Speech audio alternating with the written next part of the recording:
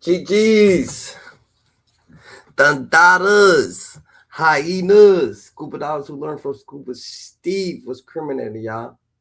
I rock Luther King X. Don't forget the Kennedy doing his military march right here on YouTube. We conducting ourselves the most highest, Dandada. Life's what you make it. You can't love it, you can't hate it. It's gonna be simply what you make it, Dandada. You heard, Dandada? We're in the elevator. Who's elevated? God's elevator, Dandada. We're building our 2026 permits here, Dandada. You heard? God chose you because he knew he could trust you. You God's best kept secret. Remember, Dandada, you qualified, Dandada. They're gonna act like you don't qualify, but you qualified, Dandada. So it is what it is, Dandada. Who we got on the list here? The list, Dandada. On the list, we got your boy Jomochu, Dandada. Your boy Jomochu. We got the holographic. We got the holographic Pokemon. The holographic designer Pokemon card on the list, Dandada. Mr. Jomochu himself, Dandada. That is a fact.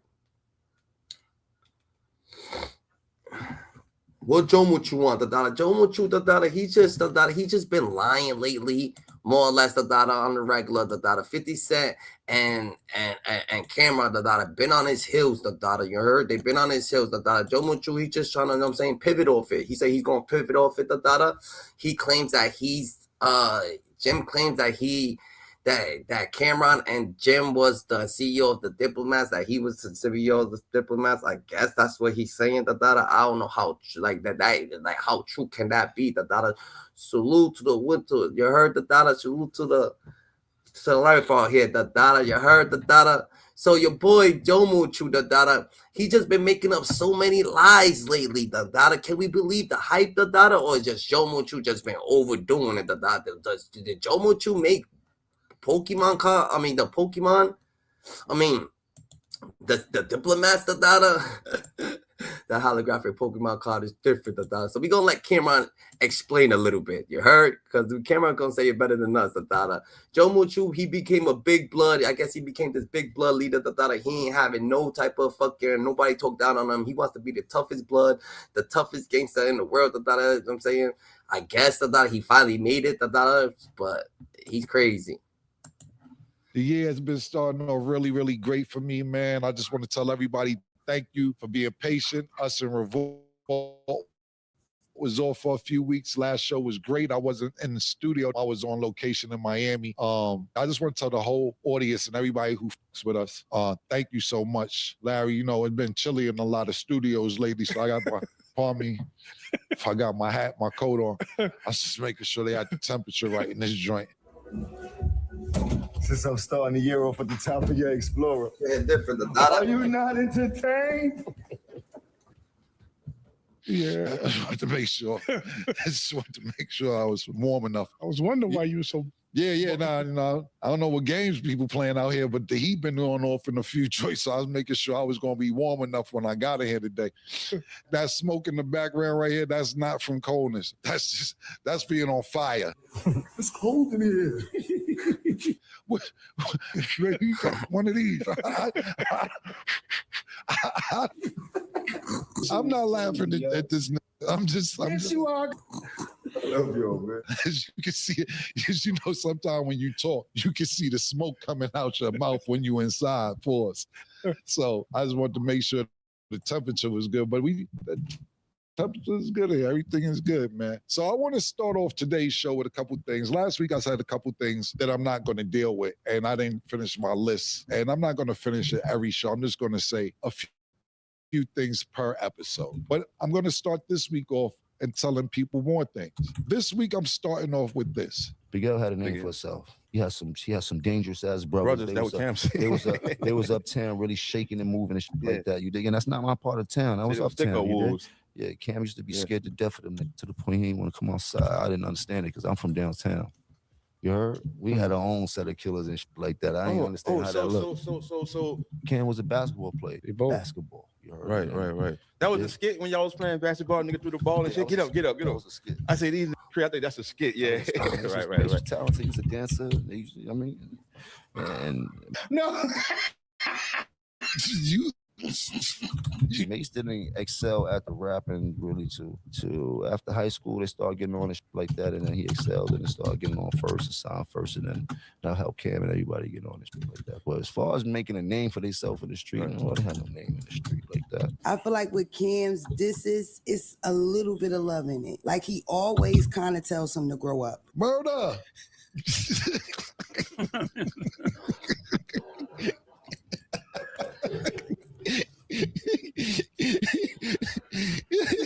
How you doing, man?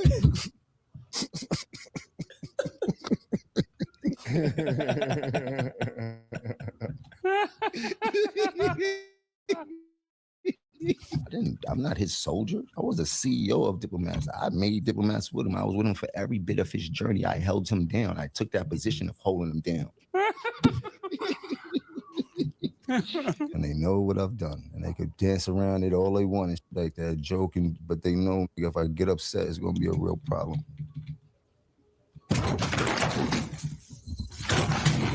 What's happening? Oh man, this is crazy, man. Mace, Cam, bloodshed, all of that shit started out my grandmother's house. Everybody got signed, living with me in my grandmother's house, with me, not with them. They was all living with me. Oh shit. It started with Mace. He didn't do the right thing.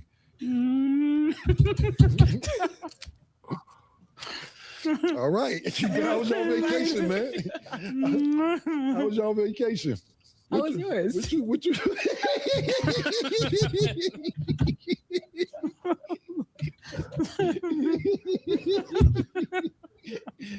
Oh man. I watched Mace shit on Cam and everybody around him. A bitch like all the time. You heard? Like I was there the whole time, but I was Cam's man. You heard? Okay. It's what they want. Cam and Mace were so-called best friends, grew up together in RP Hollywood. I was there for everything. That's one thing that people can't never say is that I wasn't there for every single thing. Yeah, listen, man. Listen. Yo, the Dada, he said that he actually owned Diplomats. The Dada, he said that Camron was scared to come outside. He said he was scared to death to be outside. The Dada, like I feel like he's just gonna keep saying stuff. The Dada, that if Cam tells a story about him, he's just gonna overlap it and say the same story towards him. The Dada, like he's just gonna make stuff up. The Dada, I think he's using a Fat Joe shit. The Fat Joe took other people's stories, put it in his own shit, inserted in his own thing. The Dada. So I feel like more or less the Dada, he probably the Dada done got himself caught up. The Dada, he's an internet sensation. The Dada, Jim Jones right now, he's an internet sensation. The Dada, he's not getting embarrassed. The Dada, he's trying to pivot off everything he do. He says 50 Cent's gonna throw some Dada, he's gonna pivot on him. 50 Cent's gonna do this, the Dada, he's gonna pivot on him. The Dada, is that actually what's happening? The Dada, yo, you a pathological liar, Jimmy Jones. The Dada, what's going on with you, GG? Address a couple things because we've been on vacation and a lot of niggas been talking since I was off vacation. Cam enemies were my enemies. Anybody Cam didn't like, I didn't like. And I already see how he was handling Cam, so I definitely didn't like him. You dig? And then I seen how much love Cam had for him and how Cam was jumping out the window for him with your friend shit and shit like that. Like, being overprotective, making sure nothing happened. Like, he was trying his best to make sure that Mace stayed as safe as possible. But Mace had got that money and lost his mind.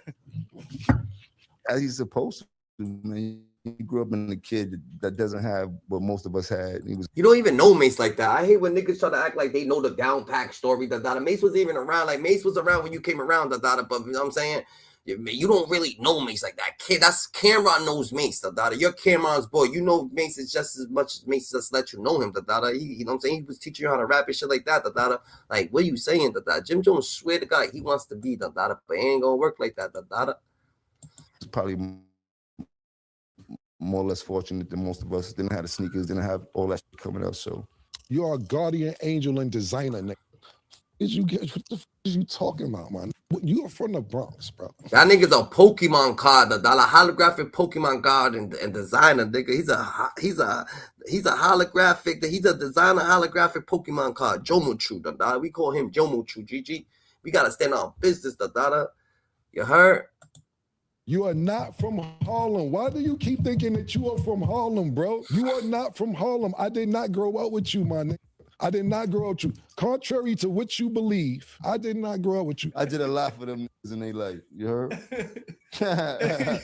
Both of them. Do you remember how we met? Nigga? Pause. Not met. How you got cool with us? Jomo is crazy.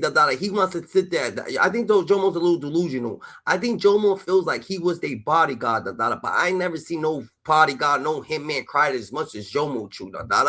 I ain't never seen. I'm just saying I ain't never seen a gangster cry as much as Jomo chew on live about every simple like regular street shit. Oh, he's hanging with him. He's hanging with them. Who cries over a nigga hanging with another nigga?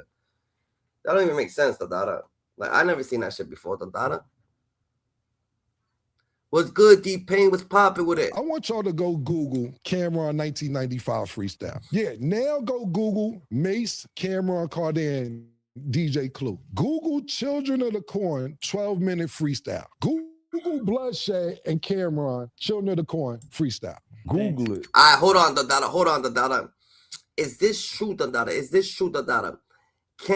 If Mace and Camron had a relationship, right, and Jim Jones met them when they was like 14, 15, did Jim Jones actually grow up with Cam and Mace, or he met Cam and Mace, and they was already friends going to school together, 5th grade? Yeah, I met you at 15. I know you, but are you coming to my house, or am I only going to your house? All right, the friends that you only go to your house and then they never come to your house, like, well, how does it, like, I don't know, that's what I'm saying, Gigi. That's what I'm saying. I'm not trying to, you know what I'm saying?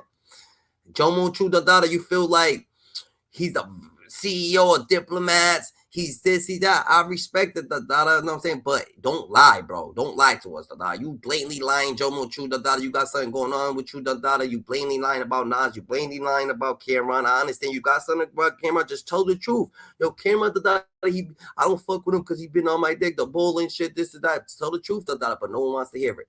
Are you at any of these places? No. You was not there, man. You wasn't there. I was my own boss. I did what I did as a soldier because I was a soldier. I had the soldiers. Yo, Jim Jones said he's his own boss, but he was the backup singer, How the fuck you the boss backup singer, Like, that's like Jimmy Henchman, trying to be a backup singer for Tupac or something. That's like Haitian Jack trying to be in the background of Tupac songs and shit like that, doing like, nigga, what the fuck, you a backup singer, real cases ain't going to be a backup singer. You say you a real boss. And I'm not saying no one starts from nowhere, because you know what I'm saying, Tony Montana started in the kitchen, you know what I'm saying?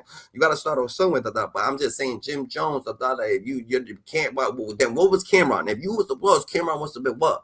Jesus? Like, what are you talking about? Like, we go, like, how does this work? And who was Mace? Moises? Moises, Cameron, Jesus. Like, what the fuck you saying, But you the boss of Diplomats, nigga. You pay for Diplomats, Like, I don't get it, And what is going on with 50 Cent getting all these videos of you, Gigi? I don't understand how 50 Cent is getting all these videos of you. Who the fuck is betraying you, Like, you need to fire your whole fucking team, till you figure out who the fuck keeps sending 50 Cent and Camron these videos in your staff, thinking they playing with you. That's how you know you soft, because people just sitting there simply playing with you, Like, you're doing your own thing. You're in your staff. Your shit's cold as cold. No one cares. It's cold as cold. That's on you. You ain't got no heat in there. You probably fixing the building. It is what it is. But who the hell is sending 50 Cent? And you know what? I take this shit highly, very disrespectful, because remember when French Montana, he had DJ Khaled on video, you know what I'm saying? That shit crazy, so it might be someone close to you, that just doing that, because 50 always got somebody showing videos or sending them videos and shit like that, Who is betraying you, stabbing Jim Jones in the back? It can't be too many, Like, how the fuck did 50 Cent chime into your? How did 50 Cent chime into your to your recording situation, to your camera system, to your security camera system? How did 50 Cent get videos from your security camera system? Like, who the fuck 50 Cent think he is? That's wild. Tell me nothing. Everybody don't got the mind of a real leader. This is what happened, how Jomo got cool with us. We were popping. It wasn't no internet. Mace, myself, Big L, Bloodshed, my man Herb McGruff, we were super duper popping in the street prior to the internet. Everybody knew we was about to get a record deal. Everybody knew this. It wasn't no secret. Basically, you heard our freestyles. Yo, man, I heard the freestyles. Y'all killing shit. More freestyles come out. Yo, I heard the new shit you did. I heard the new shit you did. Yo, you want to come through? Come through. Why? Why are we going to Jomo's house? I gave them food and shelter when they didn't have it. Not saying they couldn't get it, but they know the situations that they were in. You know what I mean? As school kids. And So they were in school. They got kicked out, you said? both of them got kicked Both of them got kicked out, and you gave them food and shelter. I never needed nowhere to stay. They can't live with me in the projects in my grandma's house. So, yeah, I would bring some business over there sometime. A little, maybe. So you got the apartment to yourself. Mhm. They come, but you still got to pay the rent. Yeah, I paid the rent. I paid Put a Love rent. That was Mace manager. I was a hustler. I always been a hustler. You were in the streets. I know how to make money. Mhm. You was a fan. You begged us. You were a fan. A fan. Yeah, nigga, you a boss and you helped put everything together. This whole started in my grandmother's house. You were fanned out and you begged us to come to your house after you heard all these mixtapes. That's how you got in. So you can sit around and act like you've been around all this Harlem shit and everything. You ever see somebody from Harlem try to act like they from Harlem? Yo, you know what's crazy, Dada?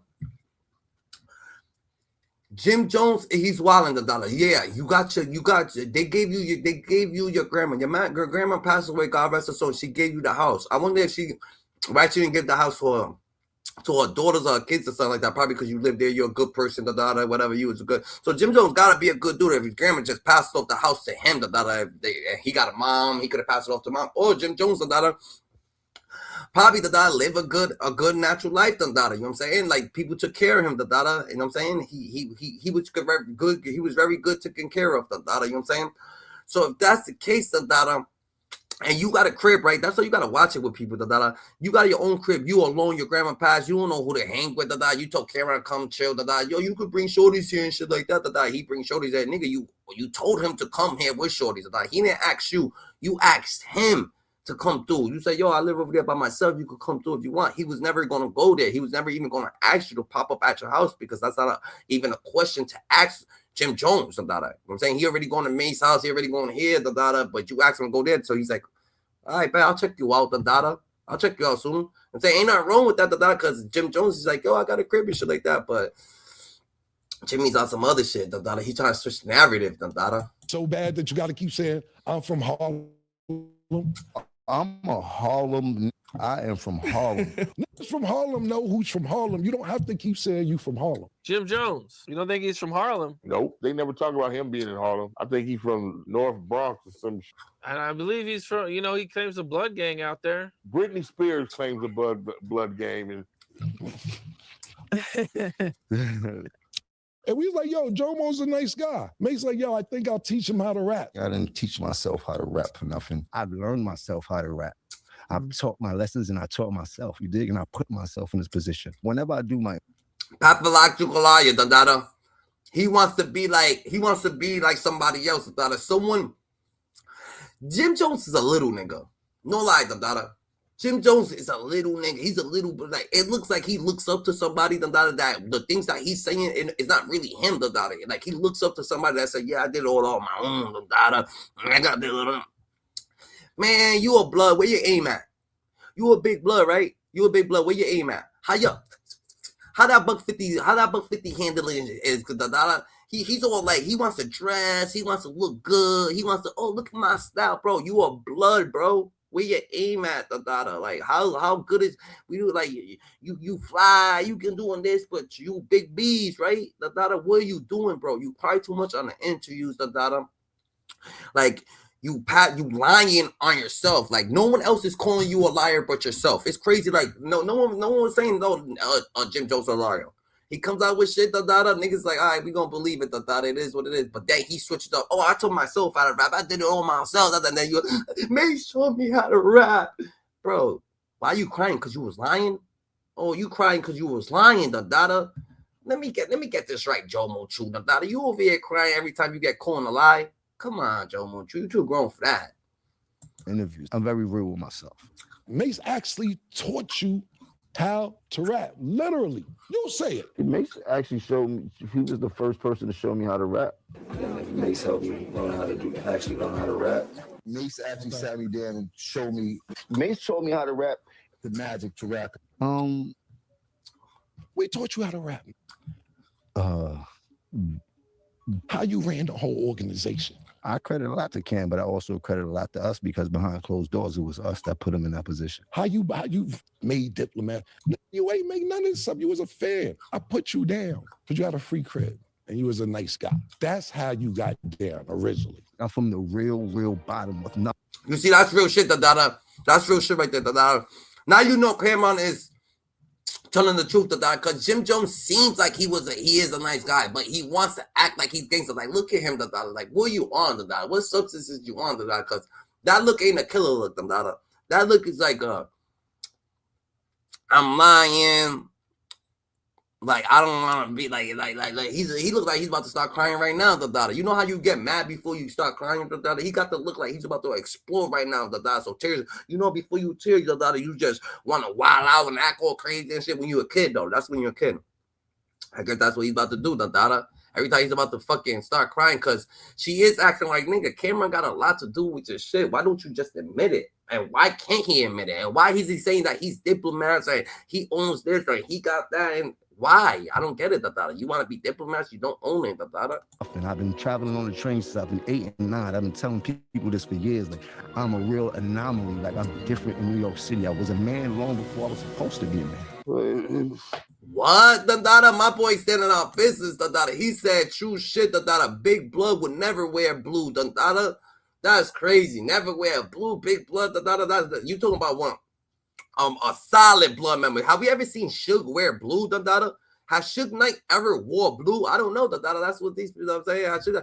But he did join the Bloods, Dude's a straight corn, Real shit, He looks desperate for people to believe him, That's a fact, It seems like he's trying to be a little bit, like he seemed a little bit more desperate, And what's going on, GG? And he wants more people to believe that that he made Diplomats, that he's the big leader, and he wants people to believe that he's the muscle of Diplomats. But we all know that he was just like Tekashi 6ix9ine, the blood gang that took him in at 25 years old, and they I guess they got his back, they handled him, you know what I'm saying, because he was paying for protection, or he was putting them on. So Jim Jones put a lot of people on, he put Melt Matrix on, he put a lot of fucking blood members on, so he feels like he's a blood. But is he really a blood? Did he really go get DP? Did he really go? Can he DP people? Can he violate people? Has he ever violated someone? Did he ever put in work, Did he ever go crazy, No, you just a rapper, bro. Ain't nothing wrong with just being a rapper, bro. But that's what you are. You gotta let the kids know, so the youth like, yo, we're not gonna follow. There's a lot of people who's following Jim Jones right now, that's feeling they tough, that they gotta go and probably go and unalive a person, or go hurt somebody, or go $150 a person before they could even get announcement about a rapper. With Jim Jones, you ain't do none of that shit. If you ain't do none of that shit, let us know, so niggas could be like, oh shit, we could be rappers too. We could go to school, Cause Jim Jones, if you don't know, Jim Jones went to college, to be being a lawyer, So Jim Jones went to college to being a lawyer, So like everybody who goes to college for being a lawyer, y'all probably could be a fucking Jim Jones too, You know what I'm saying? You could be a Jim Jones. You could have swag. You could have this, We need to tell the truth to the youth, because the youth is thinking, we gotta go and go drill something, go rob a bank, go do this, go do that, Go get some type of a rank, get solidified by the streets, when you didn't do nothing but make a song, and pay these street dudes, to make you in, make you live, like, you know what I'm saying? Ain't nothing, like, we know, the real's gonna know, you can't fake this shit, for nobody, bro.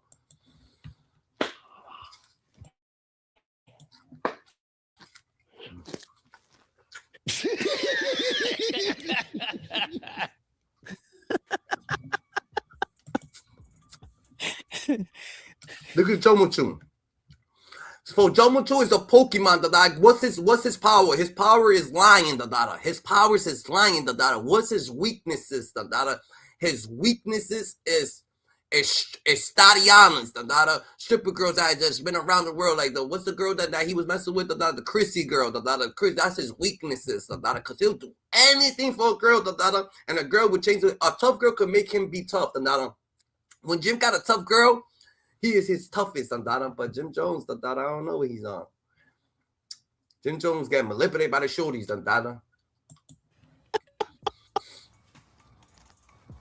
Damn, he starts crying now because they laughing at him. Look, he's crying, nigga. Look at Angie Martinez made Jim Jones cry, Angie Martinez over here laughing. Yo, you're the diplomats. You're the king of diplomats. That what? She laughed at him like, yo, you crazy though. You really believe this? This nigga started crying, bro. He's like, yo, she don't believe me, bro. What the fuck? But I didn't think that you was doing this to be believable, I thought you was just doing this shit for the internet. I mean, you're still being recorded online, What? Like, you ain't gotta cry, Jimmy. Jimmy, you don't have to cry, Jimmy, Just be truthful, bro. We don't have like. We don't need you crying, I don't know Camron and 50 Cent ain't trying to make you cry. You're only crying because you actually try to portray. You got played. He crying because he got played. He tried to portray Camron with 50 Cent, and 50 Cent so thorough, he told Camron everything that Jim Jones was doing, and now Jim Jones and 50 Cent and Cameron's friends, yo, he's mad, he's sad, that they did him dirty, Jimmy said he's pulling up on you, I mean, come on, pull up on me, Jimmy, you an old grown-ass man, you saying that you pulling up on YouTubers, wild crazy. You might want to be pulling up on 50 Cent or be pulling up on fucking on Camron or something, Matter of fact, you might want to be pulling up on anybody who's messing with you, but I don't think you want to be pulling up on me, This has nothing to do with me. Let Jim Jones and his squad already. I already talked to some of Jim Jones' squad, They said that they was looking for me. They was gonna do this, and guess what they did, When they called me, guess what they did? They was like, yo, what's up? Now you funny as hell. I fucked with you. Now I already see that it's all contact. You a real one, because I wasn't avoiding it. They said, well, we're looking for you. I said, I ain't hiding. Where you at, We could meet up. What the fuck you say you looking for me for? This internet shit. Like, people try to scare people, timid, This shit remind me of the old video of Tupac sounding a little all feminine and shit when he was going to school for arts. Nah, I feel it, but you gotta understand that Tupac is different than Jim Jones, You ain't see Tupac be too emotional crying, Tupac was the Black Panther, nigga. He was intelligent. He was so intelligent, and at the end of the day, Tupac popped 2 cops, actually shot 2 cops, and it's like people who, so Jim Jones ain't doing no shit like that. Jim Jones ain't about to put himself in a position, where he's saving someone else's ass, and he's gonna pop. You know what I'm saying? So Tupac's actually on that type of timing, he saved people, he saved a person, from dirty cops and shit like that. Tupac's a real Black Panther, and his stepfathers was robbing all different type of banks and shit like that. So he's over here talking to a nigga that actually be robbing banks, actually had to do this to that. Who the fuck is this nigga talking to? Nigga, he talking to a whole bunch of shoddy, Mel Matrix. That's who he talks to, nigga. Do you know who Tupac's stepfather is, Tupac's stepfather is way more crazy, so it doesn't matter if Tupac went to the school of arts, Just going to a good school doesn't make you soft. That's what I'm trying to say. Jim Jones ain't soft because he was a backup dancer. Jim Jones is soft because he refused to let the world know how he came up, Like the real him, he refused to do it.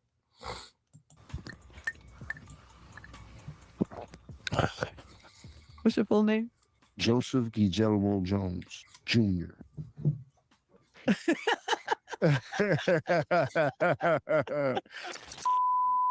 You see the smile. Yeah, it's blue, and I'm missing a piece. Still shines like a sapphire in a junkyard. That's because I scrub with Dash Wash. Little bit of grit, lot of glow. So grab your brush, point it like you mean it, and floss like a boss. Dash Wash, baby. So if you have 50K or more Dash in Wash. assets, do not buy No Bitcoin. way, Is that we got what you're saying? we got the Dash Wash. What the fuck? Is that real? Dash Wash. Falls like a ball. I'm extremely happy today. Wow. I'm very happy. I'm Yo, no way. That Dash Wash is crazy. That's AI generated or that's real, bro? That can't be real, bro. extremely happy of what I've accomplished, who I've become, what I've overcame, what I have the ability to do. Oh.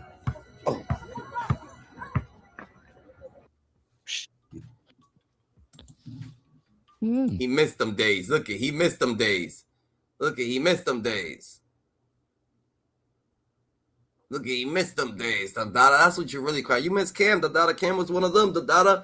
Camron was your boy, da da. But you the CEO of Diplomats. We all know Camron's the CEO of Diplomats. Jim Jones, like, what the fuck, bro? Like, I understand you hung with him, yeah, you did, but Camron. Jim Jones is Jim Jones. Now to the next point. You make up with every that put hands on you. Every that put that shit different, that shit different. I agree. I only mean they started out in the same place where they got backed by real ones. Tupac just stepped in the shoes fully. Jim Jones not ready for that. Nah, that's a fact. Jim Jones ain't ready for that. I mean, obviously he's too emotional, You know what I'm saying? He's too emotional. He's doing too much, It seems like he takes too much substances, He takes too much substance, He's very, very emotional, He pillow talks with the shorties a lot, Jim Jones is like, Jim Jones is one of them niggas that go out with a girl that just pillow talks about his whole life. And like, that's having a girl mind, because a girl, like, you can't sit there and just pillow talk with a girl. She's only going to tell you emotional things. Oh, they should have never did that. Or Camron should have never wore the shirts that's saying Jimmy's tricky or tricky Jimmy or whatever the case may be, that he's a trick or something like that. Like, nigga, you are man, Dundada. Did Camron put you on? He could, like, what you mad about a fucking shirt about, Dundada? He put you on. That is an action. Words don't matter. Little fucking thing. If I put you on and make you part of my label, get you popping, and you all emotional because I got niggas wearing shirts that say Tricky Ricky, and you messing with someone that everybody in the hood smack, nigga. That's on you, bro. You too emotional. Stop being too emotional. Were you crying about the truth? That girl done smacked everybody, but if you want to be with her, that's on you, Dundada. She was with Alpo. She was with Rich Porter. She was with mad hustlers, Dundada. You know what I'm saying? Chrissy was mad hustlers, Dundada. Camera just trying to tell him the truth, but this dude, Dundada, he's so fucking fooled on love, Dundada. He feels like this ain't gonna work, GG. So he's automatically feeling like, like Camron's trying to take his shorty. Like, oh, he don't never want, he just want to hit it or something. Nigga, no one wants to hit that, Dundada. No one's actually trying to hit that. Hands on you, or you get to take you cool with him. You tried to chase French Montana out the game. That ain't work out. Y'all got cool. So cool that you go to his video shoot, not his video shoot, his movie. You're sitting in the crowd watching the premiere, and then they dissing you in the movie. Nah, no doubt, King, Dundada, because at the end of the day, it's just real shit, Dundada. This is what, yo, I'm gonna tell you this. This happens, it's not just Camron. This happens in the hood every day, Dundada. I got boys, Dundada, that I see him with a shoulder. I'm like, yo, that's a fucking rat. They'll be heated. Like, yo, I rock always gonna talk junk, He never wants to, like, they're going to, like, bro, what the, I bet, Oh, you having a kid with who? Who's that? Oh, you having a kid with an escort? Why? Oh, no, you talking about she's not an escort, She stopped doing that. Like, what the fuck? Oh, I'm sorry, she stopped doing that. Might be, I just seen her with my other homies, and my homies ain't playing that. They going crazy, but it is what it is, GG. You in the movie getting this, and you gotta eat it, just sitting in the crowd. Nah, dissing you in the movie that you went to go see, bro. Every nigga that do something to put pressure on you, you sit there and work it out. But when niggas got a little genuine heart for you and all that, cool, that's the pattern. If they don't put hands on you, then you can keep going on and on and on. And I ain't promoting none of this. I think it's cool that you cool with everybody I name. You're gonna be 50 next year. But the niggas who do this, you cool with, and then you try to handle it sophisticatedly, you keep going on and on, like niggas give a fuck about all that shit. It's a fact that like, it feels like, it's like, you know what I'm saying? He wants to, it's like he's mad that he's cool with 50, that Camron's cool with 50. Bro, you should never mention it. You should just let it be on, But you mentioned, Jim Jones, you mentioned that Camron's cool with 50, so you mad. But Camron didn't say nothing when you was cool with 50, Camron didn't say shit, You know what I'm saying? You mad that Camron's cool with Mace. Oh, Mace used to fucking do Camron dirty anyway. That wasn't my boy. I was Camron boy. Why you worry about it? If that was Camron's boy, and Mace was doing Camron dirty, you said that he was splurging on money, makes you change, why are you worried about it, Maybe Mace's grandma didn't cook you no pancakes, nigga. You ain't spending out with Mace's house, I did, It's different, nigga. That's my boy, so relax, No one's telling you, what you should be doing with Mel Matrix or Shoddy or all these blood niggas, the shit that you be doing, paying them or whatever. That's on you. No one's telling you that whatever you doing, what you want to spend $20,000 on Chrissy, $30 on Chrissy, $100,000 on Chrissy, That's on you, She took it, she ran with it, Like Chrissy ain't all, like Chrissy would definitely not all that, like all them 20,000, 30,000, 40,000, that's just crazy work, GG. That's a finny, But Jim Jones, he's starting to be like Fat Joe, and Fat Joe, this is what it is with Fat Joe, real shit, Fat Joe, he's not a real Puerto Rican. He's not a real Puerto Rican. So in Puerto Rico, he wants to be all this Puerto Rican shit, and he hangs with Puerto Ricans, American Puerto Ricans, But in Puerto Rico, they don't respect no fucking Fat Joe, Real shit, Fat Joe in America, whatever the case may be, in the Bronx, whatever the case may be. Ain't nobody in Puerto Rico respect no damn Fat Joe, Fat Joe barely talks Spanish, and if he does, it is what it is, So Fat Joe is Fat Joe, but he be coming up with a lot of things. So Fat Joe now, he grew up with mad Spanish people in the Bronx and shit like that, but they trying to say, yo, it's like you're trying to be racist and shit like that. Is Fat Joe really racist, I mean, I don't feel like he's gonna be able to be. I doubt if he's racist though, but I don't think he's not a real Puerto Rican in America. He's not a real Puerto Rican in Puerto Rico, like, you know what I'm saying? Like Fat Joe, just Fat Joe, I guess, Like, you gotta understand how this shit goes, nigga. People, real Puerto Ricans don't even leave that shit, But Jim Jones, he's on a lying fanatic like that, Jim Jones is just doing the same shit that Fat Joe is doing, and they just logically lying. But it seems like everybody who's signed to Rock Nation, they doing this shit, And I feel like maybe Jay-Z and Diddy, they just a little too old. Like back in the day, that shit used to work there. You can't keep doing the same shit that you was doing back in the day, We could see. So we see that you automatically picking on them. We see that you're doing something. Like you can't keep doing the same shit, because we could see, and that's just corny, bro. Shit corny. That's all it is. Corny shit. Bro, niggas don't care about none of that shit, my nigga. Niggas don't care a little bit, my nigga. That's first and foremost. I'm going to wrap it up with a couple things real quick. What I'll finish with is this, man. I'm never here to downplay your character. Yo, shout out to Gene, shout out to you, King, You been here forever, You was my guy since the beginning, Texting, keep texting, keep giving your motivation. You a real one, You know what I'm saying? You're doing the right thing, Ain't no malice over here, You heard we standing on business. Shout out to you, bro. Much as you try to degrade my character for years and push me under the bus and say, I ain't start this and I ain't do that, and you started Pink and you made the Diplomats, which is just, if people choose to believe that, then look, I got a bridge in Brooklyn I can sell you to, man.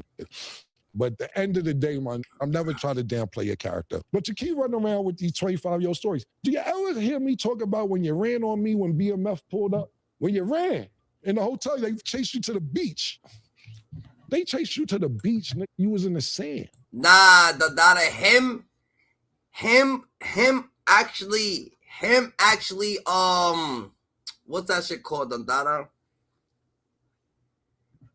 Him actually keep reciting the 20 years, like he miss you, He miss you, Cam. Cam, he miss you, Why the fuck he keeps talking about you, bro? He keep bringing you up and talking about 50, talking about all these stories and this and that. What stories, bro? Like he don't really got too much stories about it. And I made Diplomats. Tell us the story, like who copyrighted Birdman? I mean, who copyrighted Bird Gang, Tell us the story about Bird Gang. That's what we want to hear, Jim. Like you made Bird Gang, he took it from you, because you was trying to think. Like, let us know what the fuck is really going on, How about that, Instead of all these, I own Diplomats, I did this, I did that, I made the color pink. Did you? You was getting wet from the water, from the ocean.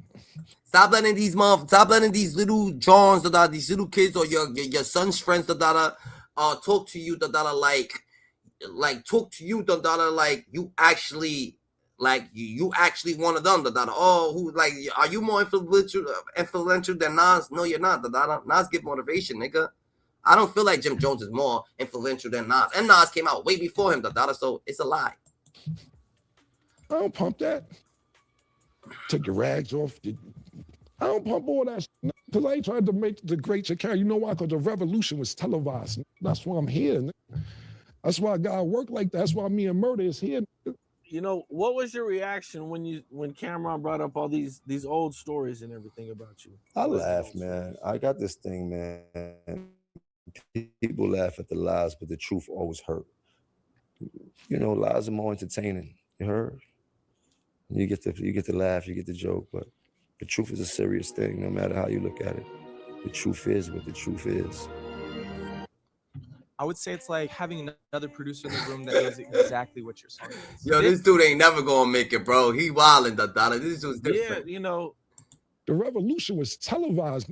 What is you talking about? And I'll wrap it up real quick with this, because I'll be here for an hour. We got other shit to do. Stop tricking out their freedom, bro.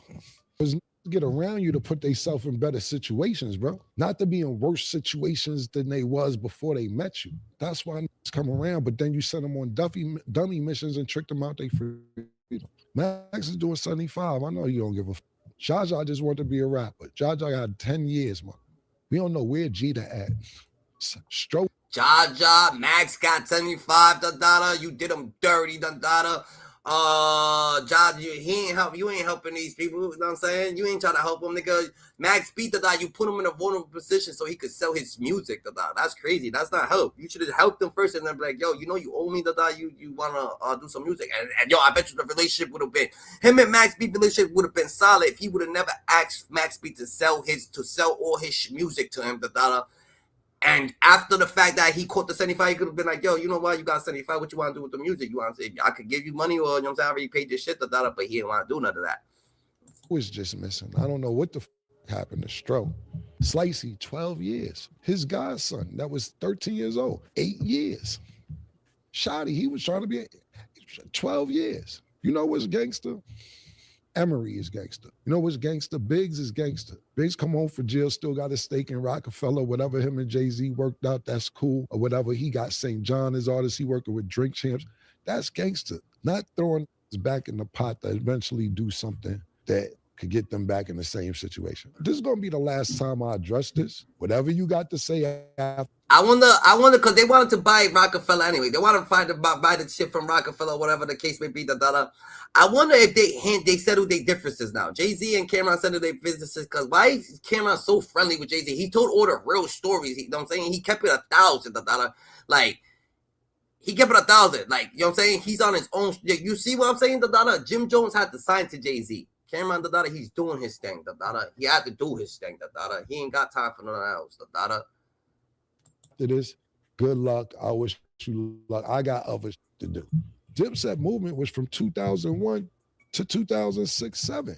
It's 2025. What are we talking about here? From 2007 to 2025, I got other shit to do. This is not on my motherfucking plate. So I wish you all the best. I don't care what niggas say after this. I'm not addressing it no more. Believe what you want to believe, because I got other things to do. You feel me, Murder? I ain't want to snap one of them old shit, but yeah, I'm good. You know, the internet gets kind of crazy with the lies. The lies be going crazy on the internet. I mean, well, the lies start from a narrative, and the narrative starts from a person, and you just got to look at it like that. But I've never been one in my life to care about clearing up no rumors. Like, that shit just takes time out my day from making money. I know who I am. I'm very comfortable in my skin. I stand 10 toes down on everything I believe in. I don't change my pivot. Bro, if you were so comfortable in your own skin, you'll stop fucking crying every fucking interview. You look like you want to cry right now. Like, you would have stopped being so tough. Everybody just so angry, so tough. I don't think they see it, because you gotta be on the outside looking in, That's a fact. Everybody knows that. I mean, as you can see, I would not be here if I did anything else but be me. Can you pass me that? Here goes some popcorn, Stat. Thanks. Definitely need it. Oh.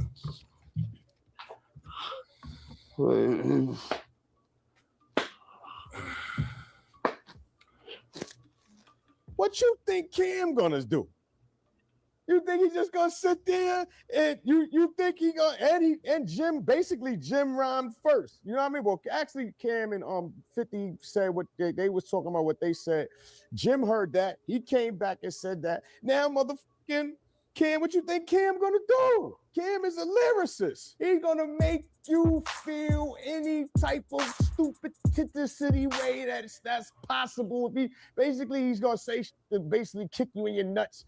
You know what I mean? He's gonna rip your heart out. Remember the old school and they was doing electric boogie and they grabbed the neck by the heart, pulled the heart, they just had it in their head. I bit this threw it, stomped on it. That's what you're gonna hear. It's basically they was going back and forth. After that, like I said, it went to the money. That's the whole point of the situation. Yeah, he gonna say Jim is from the Bronx because he know that is gonna be a touchy. You know what I'm saying? You're supposed to say if you battling, if you with your girl, if you with your lady, or if you whoever you choose to be with, put it that way. Not you per se, but just people on earth, whoever you choose to be with. If you arguing with your spouse, or if you arguing with your sister, if you arguing with your brother, they gonna say that make you want to fight. You know what I'm saying? Cam and Jim history go back before me. You understand what I'm saying? Like Cam and when I met Cam and Jim, they were super close. So I honestly don't really know Jim being from the Bronx and all that. You know what I'm saying? When I met them, they was in 5H, which is, you know what I'm saying, Jim's apartment. And that's, you know, like I guess that time was after all the stuff Cam had said already with the Children of the Corn and Jim, you know, whatever he said. You know what I'm saying? So like I said, when I got there, Cam and Jim was like this, super tight. Mace wasn't even in the picture. I don't know Mace like that. You know what I'm saying? Every time I seen Mace, it's been a mutual, you know what I'm saying, respect there. So, you know, that's what that's been as far as me and Mace. You know what I'm saying? As far as, yeah, when I met Cam and Jim, they were already Trump tight and locked in. You understand what I'm saying? The Diplomats was already a name they had. You know what I'm saying? I don't sit there and claim I made the Dip, so that's not something I'm doing. You know what I'm saying? I made Dipset though, the two. Yeah, I did that. You know what I'm saying? That was your idea? Hey, yeah, it don't matter. Yeah, it just like shit I said in a rhyme. A lot of things I used to say in the rhymes used to just stick sometimes, you know what I mean? And, you know, it's just something we'll say. Like, even like words like the Goonies and like that, those are words we said in rhymes, and then they just stuck out. We'll wind up saying them, you know what I'm saying, as slogans and like that. You know what I'm saying? So Dipset was saying, you know, as members, you know what I'm saying? You know, we was members repping heavy, you know what I'm saying, at the time. So, you know, our set, that was everything. You know what I'm saying? What was your set? What set you claiming? You know what I'm saying? What set you claiming? You know what I'm saying? That was a big thing in New York. You know what I'm saying? Especially around that time, you know, you had Bloods. You know what I'm saying? So of course Cam is gonna say he from the Bronx and all that.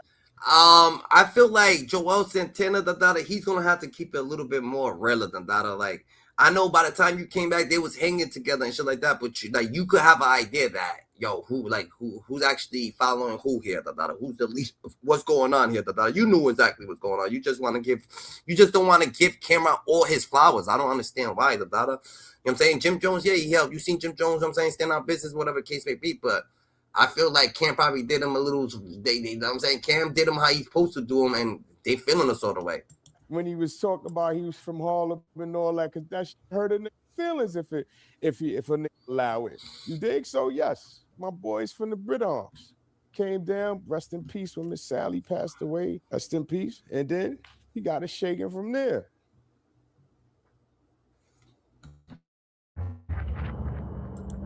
This, you know what I'm saying? Shit gets a little heck. Shit gets a little bit, what's that shit called? Like, shit's gonna be a little bit hectic, and people's gonna lie a little bit, or people's gonna downgrade others, you know what I'm saying? Because they feel sort of way, But at the end of the day, who got you there, Like, both of them gotta shout out. Everybody gotta shout out Camron. This is like everybody in this thing. I know y'all got main parts to do it, but it still was. This is Camron's vision. This was Camron, You know what I'm saying? Camron was with Mace. He was supposed to go with Mace. He went alone, Same shit. What's so funny? No, I'm just saying. Yeah, you know, it's your boy. I gave my time as the time was permitted. As the, you know, the universe said, give her this amount of seconds. Should have been longer. Hey, she know I love her. Right. No, but hey, to go back, the backtrack a little. Yo, you're funny. Yeah. Yo, that shit threw me off. You gotta keep that just like, you know what I'm saying? Oh, man. Yeah, like I said, the Diplomats was already made. You know what I'm saying? I just came and added my sauce and my swag to the movement. But yeah, Cam and Jim was already kind of locked in. They was in 5H, which was Jim's house in Harlem. You know what I'm saying? You know, so You know what I mean? We used to smoke all day and just talk about how big we gonna fucking be. You know what I'm saying? I used to take the cab down to Jim spot. I ain't lie. I used to take the cab down there and ain't have no money to even get back. You know what I'm saying? Back uptown some nights. You know what I'm saying? So like I was young. You know what I'm saying? I was, just trying to get it. You know what I'm saying? Nah, it's straight that Joel's trying to keep the peace between them. He respects both of them, but we gonna have to keep it 100. Camron and Jim Jones, they two different people, bro. Like real shit. What's up? Peace of love. What's criminated with you? How you doing today? How's life treating you? We got Maze, Cam, 50 Cent, Jim Jones, We got them all. We got them all on the thing. Dame Dash, We got Dame Dash too. You know what I'm saying? Freaky Zeke, because Jim Jones trying to come at Freaky Zeke, and Freaky Zeke put out the video of Dame Dash, son and Jim Jones, and Jim Jones he's a different type of thing, But homie, your boy Jim Jones wanna say that Cam was scared of death of certain dudes outside and this and that,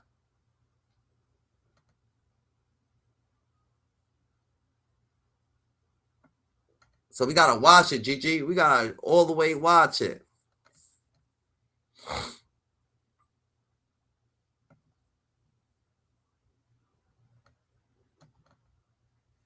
Jim Jones just been lying, 10 times that.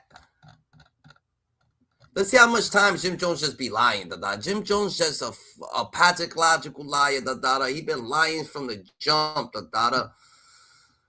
I don't get it. So we gonna look at all the lies he been doing, and then we gonna see like why is everybody roasting him for not having the heat on or all this shit? Like what is really going on with Jim? Is Jim taking substances? Is Jim on hard body substances?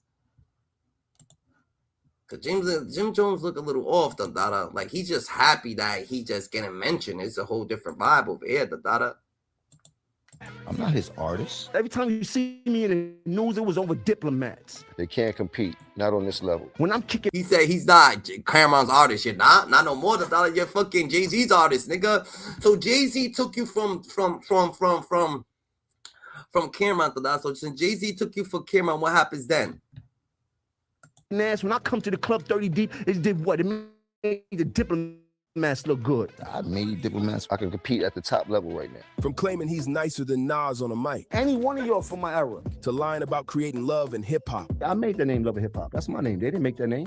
Jim Jones has been capping for 2 decades straight. I was the CEO of Diplomats. And today, we're exposing every what the fuck is going on? Is this shit real? Can this even be real? He's the CEO of Diplomats. He made the name Love and Hip Hop. The girl that made Love and Hip Hop, she said he did definitely make that name, So he made the name Love and Hip Hop, He fucking the CEO of the Diplomats, He got more hits than Nas, which he don't got none of this. What is going on with Jim Jones? Is this could be? I'm getting a headache watching this shit, Jim Jones is really tripping right now, 50 says on his heels, this nigga just keep lying, Just blank lying, Like, oh, yo, before we go on with this one, matter of fact. Lie with receipts. After digging through court documents, old interviews, and social media meltdowns, we found 11 times Jim Jones got straight up exposed for lying. And by the end of this video, you'll understand why the entire hip-hop community is finally calling him out. But before we dive into his most recent delusions, let's start with one of the bigger lies in his catalog, Love and Hip Hop. Jim Jones and Chrissy Lampkin have repeatedly claimed that Love and Hip Hop was Jim's baby, his invention, his doings. He says the whole show was based on their relationship and that Jim created the entire thing. Everybody know, and for those who don't know, you helped kick off the Love and Hip Hop franchise or what have you, and we know you haven't participated in this season. What's the story behind that? That ain't my type of TV, that ain't something I wanted to do, and I didn't help kick it off. What the fuck, nigga? You lying, nigga? He trying to act like he wasn't this ain't my type of TV. What you talking about, nigga? You did the show, You love doing the show, You like the fucking. You like the attention. You attention seeking, You might as well wear a dress. That was my show. I started that. I created the whole template with me and Chrissy. So that's how that goes. But industry coverage tells a completely different story. Mona Scott Young is widely recognized as the show's creator and executive producer in all official credits and trade publications. Jim and Chrissy were basically just participants. Oh God, I'm trying to move beyond all of that. The drama is what it is. It just came part and parcel with the whole thing. And I trust the fact that she knows that, you know, I really care about her, care about Jim. You know, their engagement was one of the highlights of my producing the show. I never get my credit for a bunch of shit I do in this industry. When they say Love Hop, they supposed to say, man, the creator and founder, Jim Jones. Yeah, you was on it early. You was on it early. I wasn't on an order. I created it. It wasn't about nobody. It was a man named Jim Ackerman that been following me on the internet for years. Chrissy was supposed to do a show. It didn't go through for her. I called Jim Ackerman like, yo, I'm ready to do reality TV. If you do a show around Chrissy, and I'll be a part of the show for the whole thing, right? At that time, I wasn't doing no shows. So Yandy went on the road with Missy Elliott so she could get her money. And she chose at VH1. Took Mona with me to the meeting. She went in there as my manager and left as the producer. Oh gosh. Of my whole show template. From the name of the show. I made the name Love and Hip Hop. That's my name. They didn't make that name. I didn't know that. You heard? I didn't know. That's like Emily came up with that name.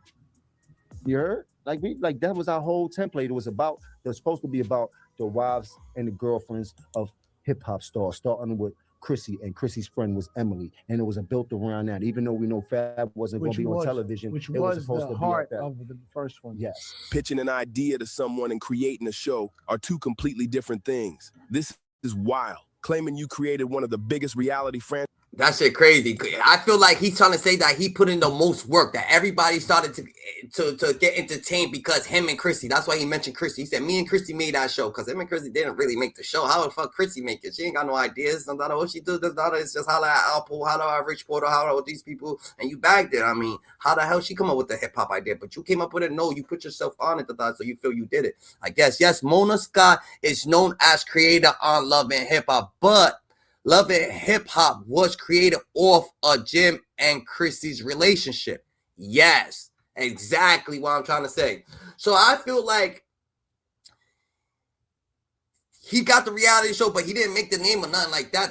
Mona had the reality show, but it got based on Jim Jones and Chrissy's relationship. Like, you didn't make it, but you were main star of it. You know what I'm saying? Like, that's like being in a movie. You're the main star of the movie. Did you write the script? Is it your movie? You're the main star of the movie. But you're not going to be like, oh, yeah, I produced the movie. It's my movie. I got everybody in here. But no, you're just one actor. You had the main role. Remember that.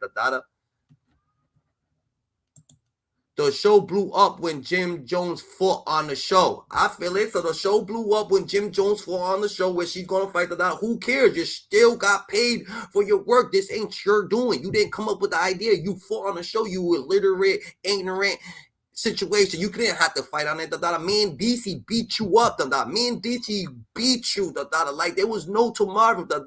Me and DC walks around the most silent, quietest dude ever. And still beat you back. And you got the most mouth to this day. And man, DC ain't even saying nothing. So it really does. Like this dude just a liar, bro. That's why everybody's on his heels, bro. He just lies way too much, bro. Like, we understand you, like, you probably the star of the show and shit like that, whatever the case may be, but the show is about to go on regardless of the fact that you just gotta stop lying, bro. That's why you be having so much fucking thing, and people be on your heels, So let's 50 Cent. Let's talk about now before we get into more lies about Jim Jones, because Jim Jones got plenty of lies, and we're gonna get into him, because it's fucked up that he's lying on all these people, the hip hop show, Mona Scott, and these people, Not Mendici, it was somebody before him. I know Mendici beat him up. It was somebody else. I remember some random dude. Hip hop is WWE with rap lyrics, and today we got a classic embarrassment. Jim Jones goes viral because this man is allegedly locked out his own podcast studio in the cold, no heat, no key, no access, just vibes and frostbite. And you already know who saw this and said, yeah, I'm about to violate. 50 Cent and Camron. Nah, this wasn't sympathy. How the fuck did 50 Cent Camron get his internet footage, Dada? That's what I don't get. That's the only thing I don't get, nigga. That looked like it's security footage, Dada. Who the hell got access to security footage? These people's hacking, Dada. They know when Jim Jones is walking into the building. That's scary. This was laugh until I drop disrespect. All right, here's the play-by-play. Jim Jones pushing heavy into the podcast lane lately, talking spicy, talking OG talk, talking like he owns the block and the building. Then boom, a clip drops. Jim Jones is outside his podcast studio waiting in the cold, looking like the Uber got canceled. No heat, no mic, no producer, no podcast. People were saying that ain't no podcast, that's a bus stop. And listen, whatever the technical reason was, lease issues, studio schedule, permissions, the internet does not care. Because once you get caught on camera looking helpless, it's over. Now, you know 50 Cent lives for moments like this. This man wakes up hoping somebody slips on a banana peel. So 50 saw this and he reposted a clip to his Instagram and writes the caption, "It's 10 degrees below zero in NY. Old boy kicking the door trying to get some heat." Then he takes a still shot of the photo and somehow puts it in the AI generator and makes an image of Jim Jones with frostbite all over his face. 50 Cent was like, where the heat at? This is why ownership matters. You can't get locked out of something you own. 50 Cent basically saying you doing podcasts, but you ain't got your own keys. That's not trolling, that's character assassination. Because 50's whole brand is I own it, I control it, I don't ask permission. So seeing Jim Jones, who talks big boss energy, stuck outside, to 50, that's a teachable moment with jokes. Now this is where it gets nasty because Camron slides in like, oh, y'all clowning Jim Jones? Bet. And he posts a video of somebody making... Is Jim Jones really a boss, Dada, or did everybody on the blood team happen to get locked up, Dada, and he's the only person that's how you know there's not even no more real niggas on the team. Shotty or them niggas, Mel Matrix, everybody got knocked off. They ain't really too much left, Dada, so they had to have Jim Jones boss up, Dada. Jim Jones became the boss. You know what I'm saying?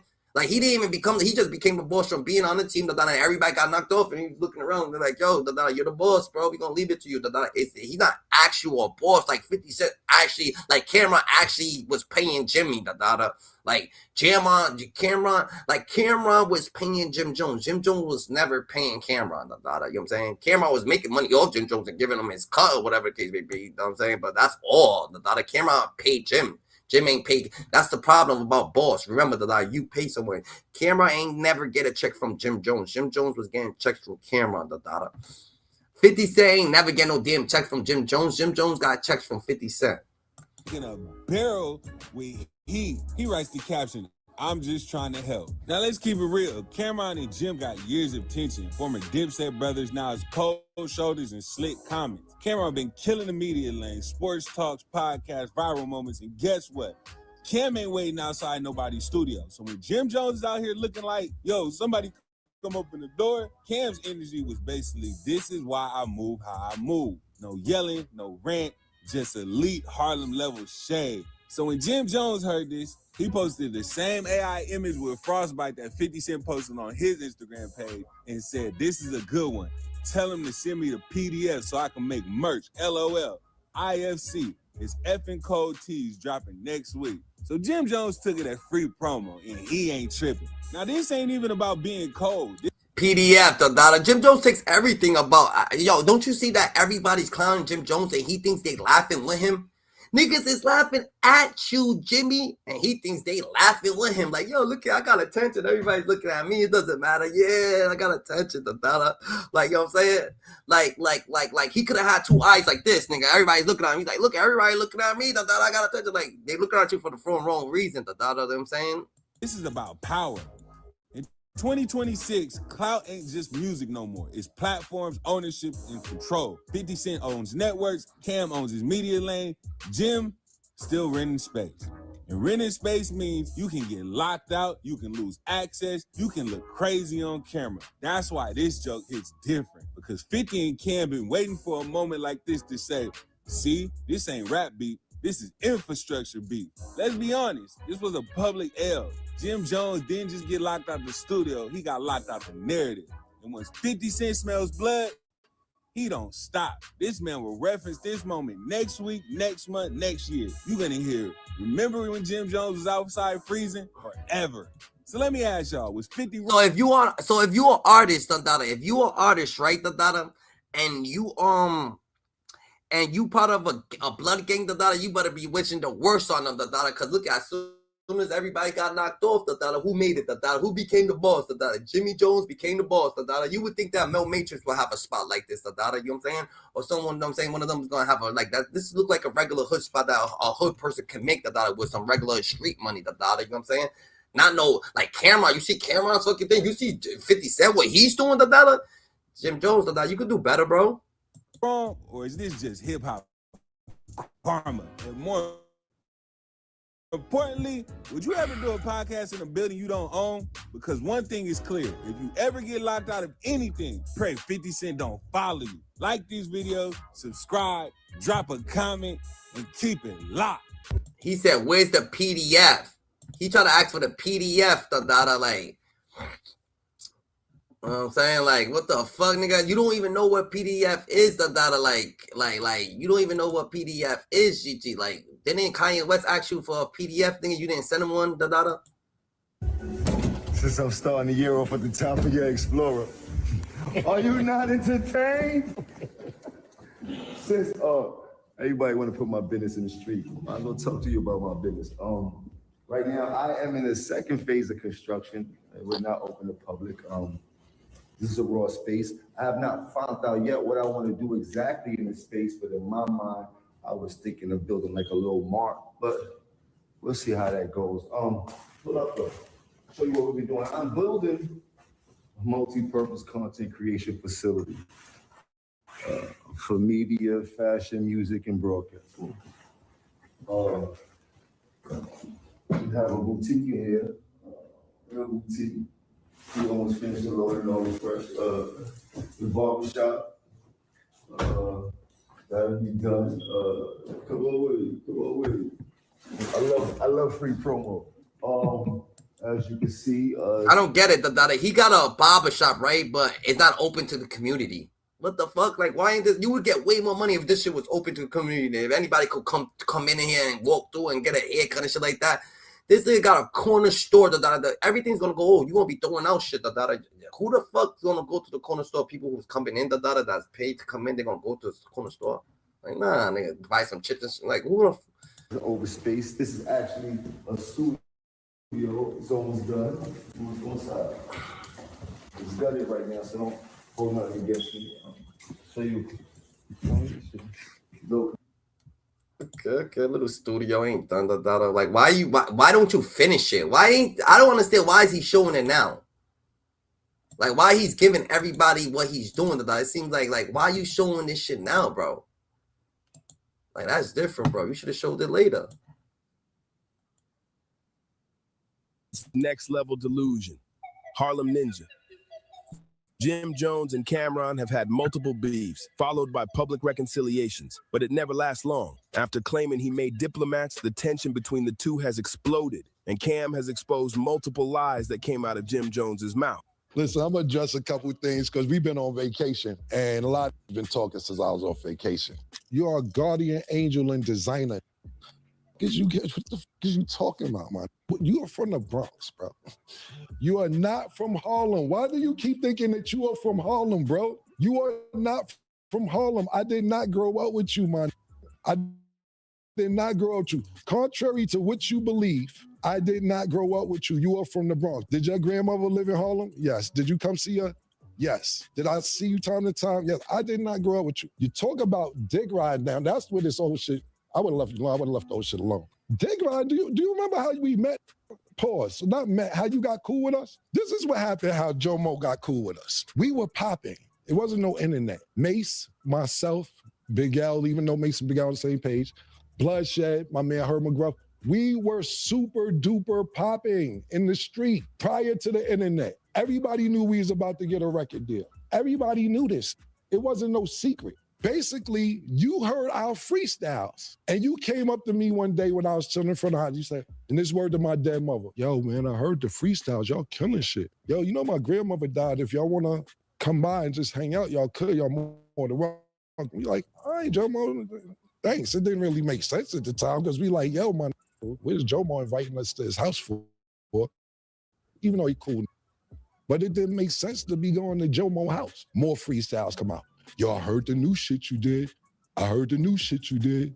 Yo, you want to come through? Come through. One day, I'm leaving Mace's house on the west side, going back to the east side. I stop at Jomo's house. His grandmother died, God bless her dad. And he had a free crib. So yeah, I would bring some bitches over there sometime. A little crack maybe. I'd be at everybody's house. I never needed nowhere to stay. You act like on your couch. You was a fan.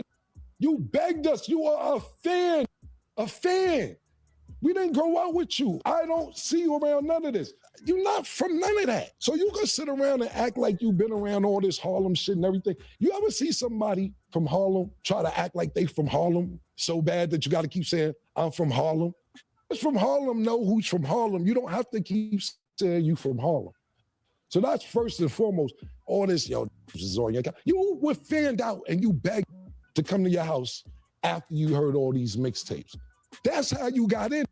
You was so cool. And we was like, yo, Jomo's a nice guy. Mace's like, yo, I think I'll teach him how to rap. Mace actually taught you how to rap. Literally. He taught you how to rap.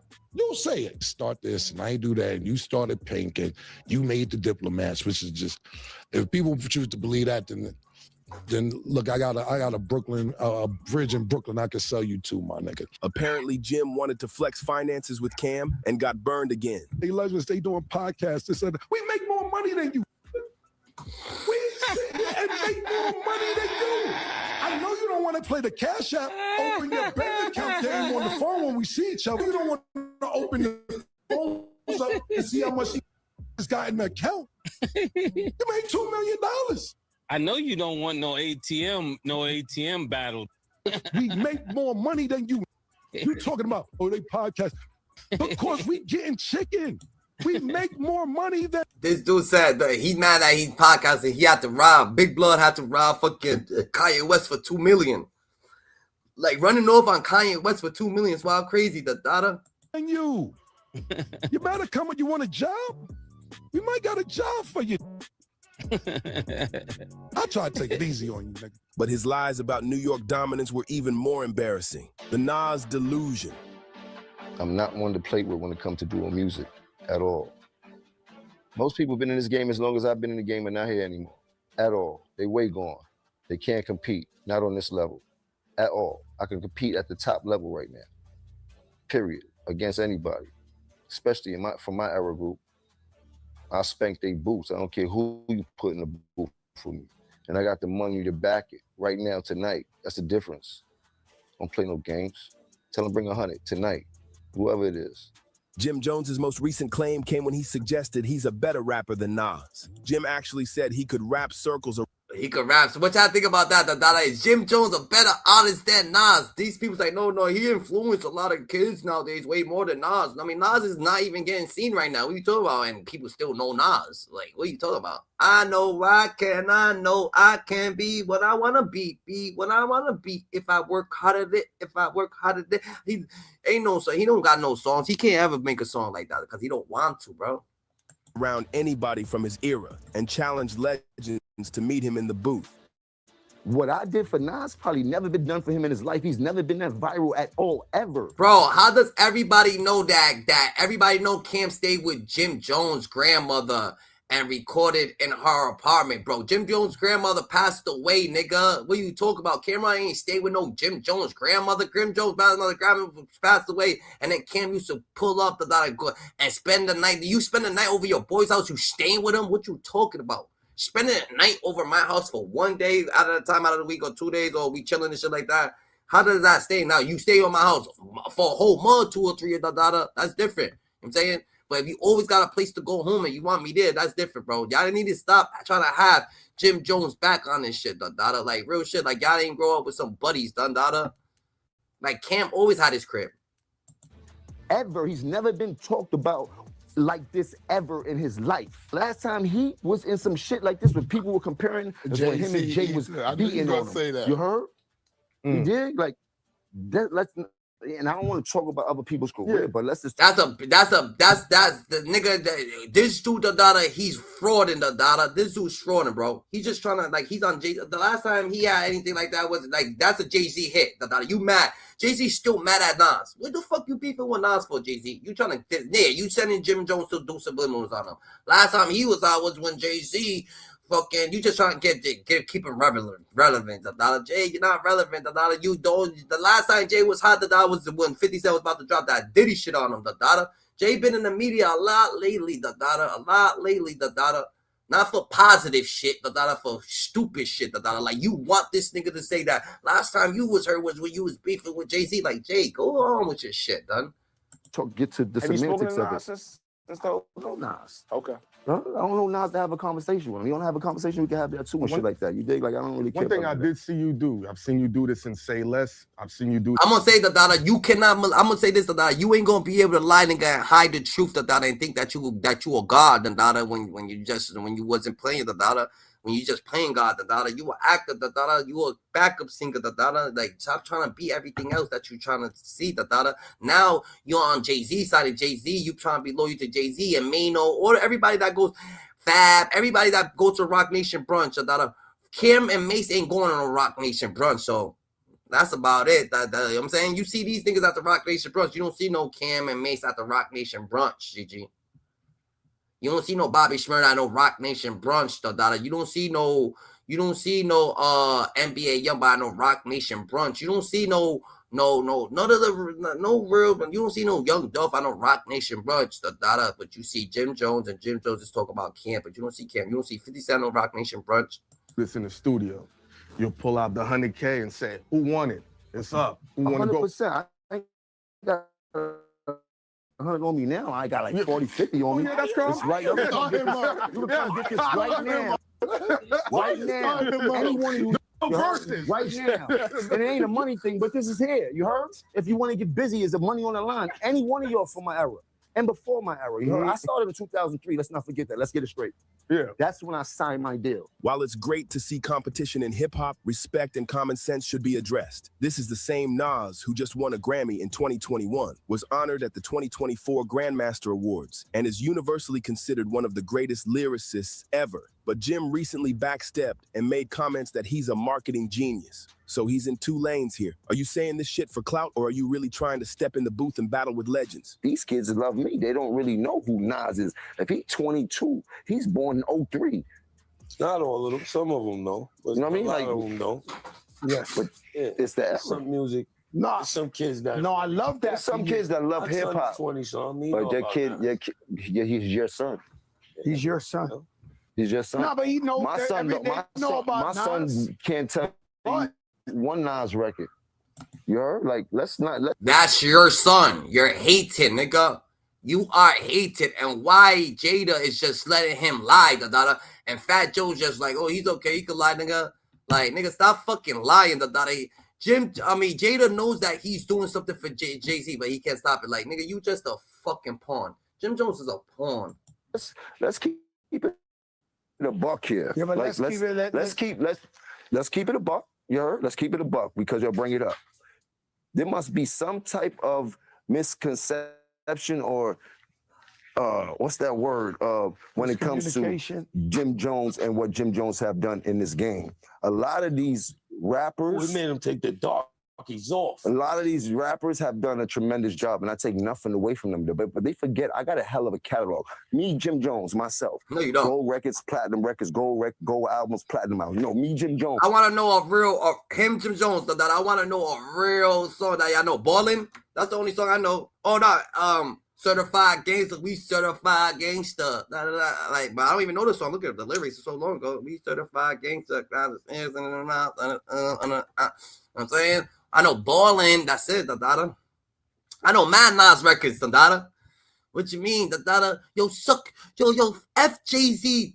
You been on my D. You love my style. Eat the ends, and you know it. I put you lost already.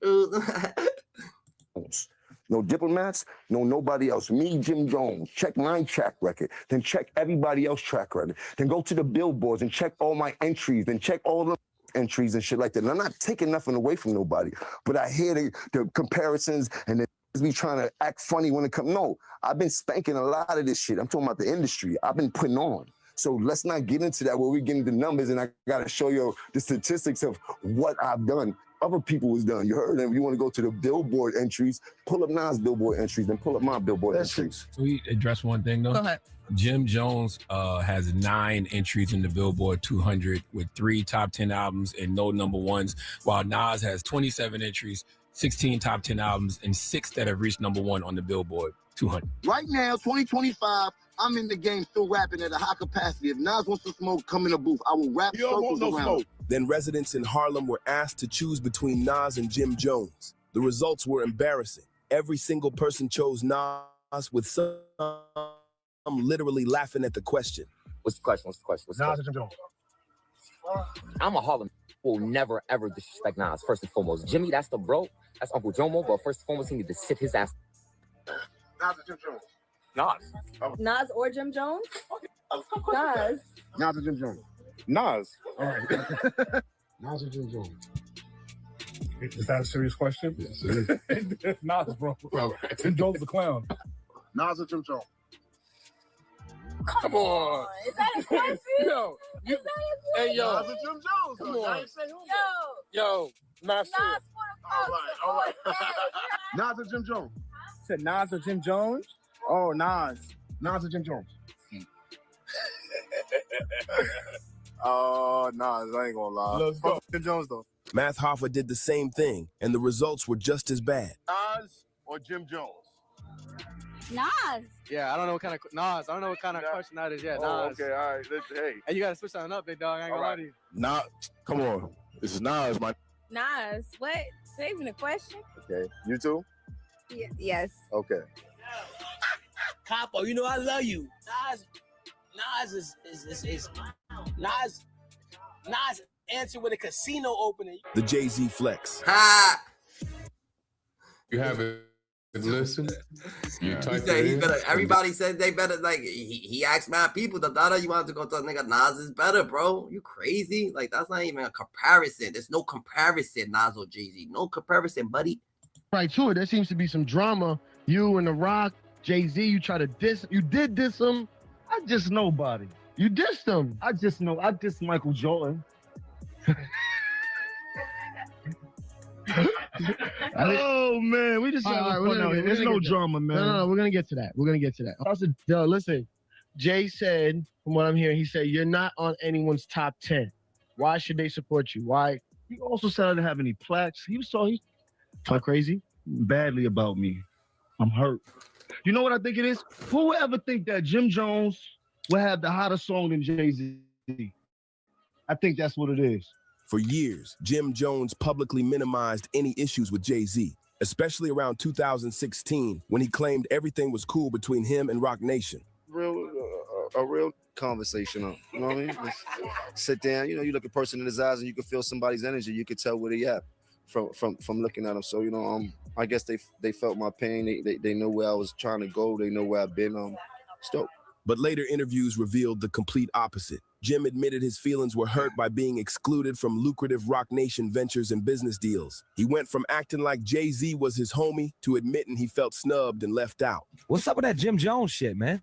I mean, I believe in hip hop. You know, I feel different ways about it. Hip hop, of course, you know, is a competitive sport, but on the other end of it, it's like certain people shouldn't be able to say your names until they done something in the genre of music. I've done too much in this music to even have to answer that question. Like Jim Jones, who is Jim Jones? Like he's not on anyone's top 10 list. He's like no one's top 10 list. Maybe not even his family. He has no hardware on his wall. No classic album. So from a creative standpoint and the economic standpoint, he doesn't even register. So why do I have to answer that question? You know what I'm saying? Because it is on the radar. People are talking about it. And Dame Dash is screaming all on the track. Have you spoke to Dame?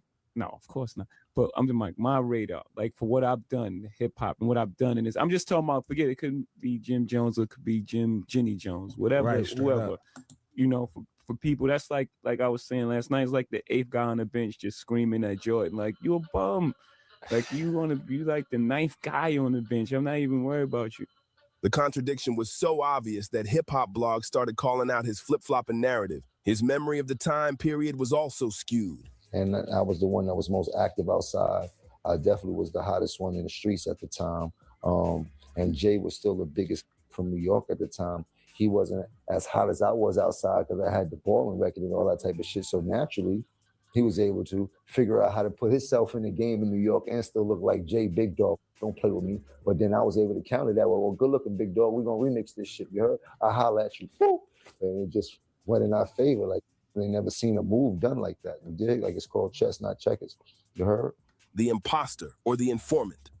For years, Jim Jones portrayed himself as a high-ranking blood member, calling himself a general and talking about giving orders. But when the 6ix9ine federal case... I know after saying all that shit, beefing with Jay-Z, because Jay-Z, he's petty, so you beefing with Jay-Z, how the hell did you get back in the door? You must have signed to Rock Nation, you're doing all this shit because you was beefing, so you're talking shit about Nas, because Nas never said nothing bad about you.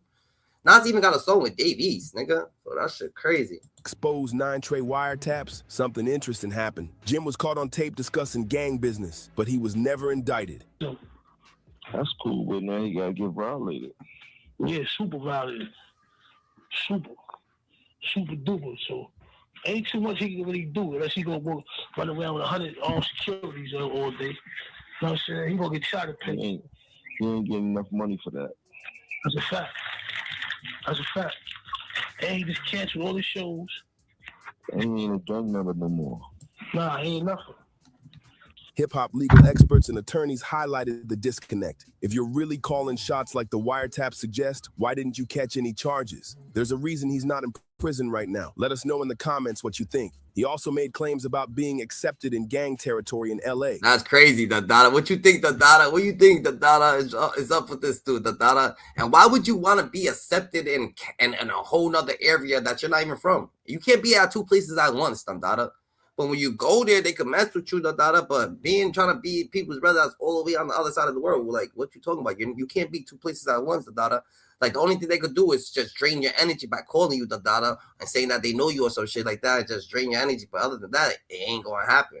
Wack 100 said he actually paid for approval. He offered Wack money for a pass in Compton, then went on his Instagram and started flexing in parks, showing everyone where he was chilling. I definitely put it down in California, LA. I had birthday parties in Enterprise Park. You know, if you from LA, you know what I mean by Enterprise Park. And yeah, I had birthday parties in Enterprise Park. You know what I mean? So this is the type of shit that I was doing when they were portraying that East Coast were fake Bloods, and they were just putting on the act. And I knew we wasn't. And for me, being an avid fan of West Coast culture, man, the gangbanging hit my coast with Storm, and being a fan of Snoop and how he handled it. And actually, I wanted to build a bridge, and I knew that wasn't going to be the easiest thing to do, but I had the heart to do it.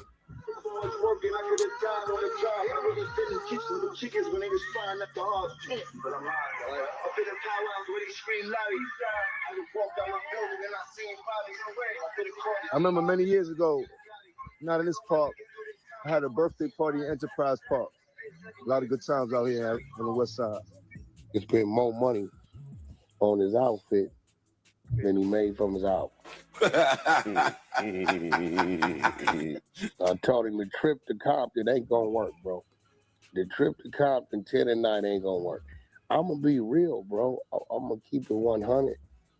I don't know why people think they city make them. Like, you don't know how much of a clown you look like in 2025 running back for a Compton stamp. You ever seen me ask for a Compton stamp? What happened now? You from New York.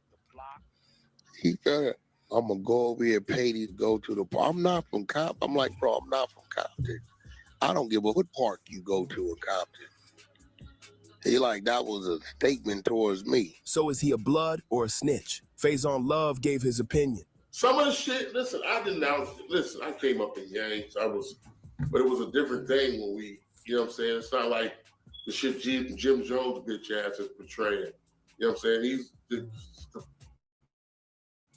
He's stupid. He ain't never been on no blood set. Damn. You know what I'm saying? The closest thing he been to a blood set is Colors. Wow. You know what I'm saying? Mm-hmm. He ain't been on Piru Street in Compton. He ain't been to Emerald Hills, Bunny Boys. He ain't been to Lincoln Park. He ain't been to none of them places and put in some work. He's a dress-up dog. Damn. But that's what they thinking, telling these kids they gotta do. You ain't gotta join no gang. See? Right. The 6ix9ine phone tap. You see, Dada, that's different. Dada, like he gotta tell them the truth, how he actually became fucking a rapper, bro. Cause you got these kids that are trying to follow in your footsteps, since you know what I'm saying, since the kids know you more than Nas, and they think you made rapping because you joined a blood game, but you joined a blood game after you started rapping, Dada. So, you know what I'm saying? Or older, Dada. Let's get right, GG. I know Whack 100 is from the Valley. Huh? What's the Valley? Yo, wait. Let me get this off. You in Cali? There's the Valley in Cali too? I thought the Valley was in Texas or something. Jim, yo, Whack, let me just get this off my shoulders, right? Let me just get this off my shoulders to show you what type of I am. And while it's still early, let me get this off my shoulders. Jim Jones, right? He ran with the same I ran with a decade before I met him. Jim Jones, the Dipset, that was just over there dancing and shit on verses. Jim Jones was running with Shotty, Cafano Jordan, right? Mel Matrix, Jamel Jones, Road Murder, Roland Martin. He was running Fu Banger, Fuquan. I forgot his last name, Fuquan, some shit. He was running with all of the cats I ran with and got his daddy for. You know what Jim Jones did? That did not take care of none of them. Because when I ran to them, Shotty was sleeping on the rug of Madison between Tompkins and Troop. Mel Murder was on Gates and Marcus Garvey with his baby mother. Roland Martin was just doing 9 years. He blew trial. That made them eat shit. That take care of them. From Shotty was sleeping on the rug. That driving a 6'3" Benz in 6 months, living in a condo doing meetings with Kanye. Kanye was taking him to Yeezy meetings, board meetings. Matrix had his own, everything on his own. His kids was in. Roland Martin came home to a new AP, watch, money, cars, everything. That Jim Jones did not take care of none of his. I took care of him. And on top of that, Jim Jones was caught on wiretap telling Jamel, look, Jim Jones was caught on wiretap. That's a fact. Jim Jones was caught on wiretap on my case, he was telling the big homie Mel Matrix, Jamel Jones, to go and get rid of my security. How you do it? How you shoot at them? They don't got no license to carry weapons, don't nothing in New York. How is that free right now? How is it free? The Dada went to college. He went to college for a law class. The Dada, he probably did don't just law. The caption, LOL individual one calling the shots out here. 50 was joking about Jones being referenced as individual one in the court transcript. I know you working, so please don't say gangsta shit to me, individual one. Yeah, I just seen the Breakfast Club. Jimmy popping all that bullshit. I be seeing Jimmy talking about we Gucci boo boo. He in the Gucci store. Talking about we Gucci boo boo. Them like King niggas was going fuck you up. Jimmy, they was like, Marita Monero, Coca-Cola, Pedro. The crybaby. During an interview with Funk Flex, Jim Jones became emotional discussing Dipset's downfall. This led to numerous viral clips of him getting teary-eyed in the studio. I won't lie. Look, I won't lie, the Dada. If Whack 100 is the one that gave this dude his blood pass, the Dada, that you already know what it is, the Dada. It's just industry stuff, the Dada. They try to manipulate the kids, the Dada, too. That they got to join blood or join a gang to be these rappers. But these kids actually went to school. Jim Jones actually made it to college. Jim Jones was in college, bro. You know what I'm saying? Some of these kids don't even pass high school, the Dada, because they feel like they need to be rapping and stuff like that. But this dude was in college. And the kids back, I mean, the rappers back in the day, they probably finished high school, the Dada, all of them, the Dada. I think it's Kim and Jewels and Jim when it comes to the Dipset rappers. Nah, for real, it is. I seen Cam, then Jewels, and then Dips, and then your boy Jim Jones, the Dada. These clowns and all these, but boy, if you really get to live this last 20 years that I lived, you would understand, boy. I put everything on the line for this. And I took it with a smile. Even when they doubted me, down me, when I was on trial and told me I need to take the plea. Take what plea? We don't take pleas. You heard? By the grace of God, the trial gets dismissed because they couldn't find enough evidence of a shootout that happened on uptown over Camron. You heard? I want the trial over shit like that. I want the court over shit like that. Every time you see me in the news, it was over Diplomats.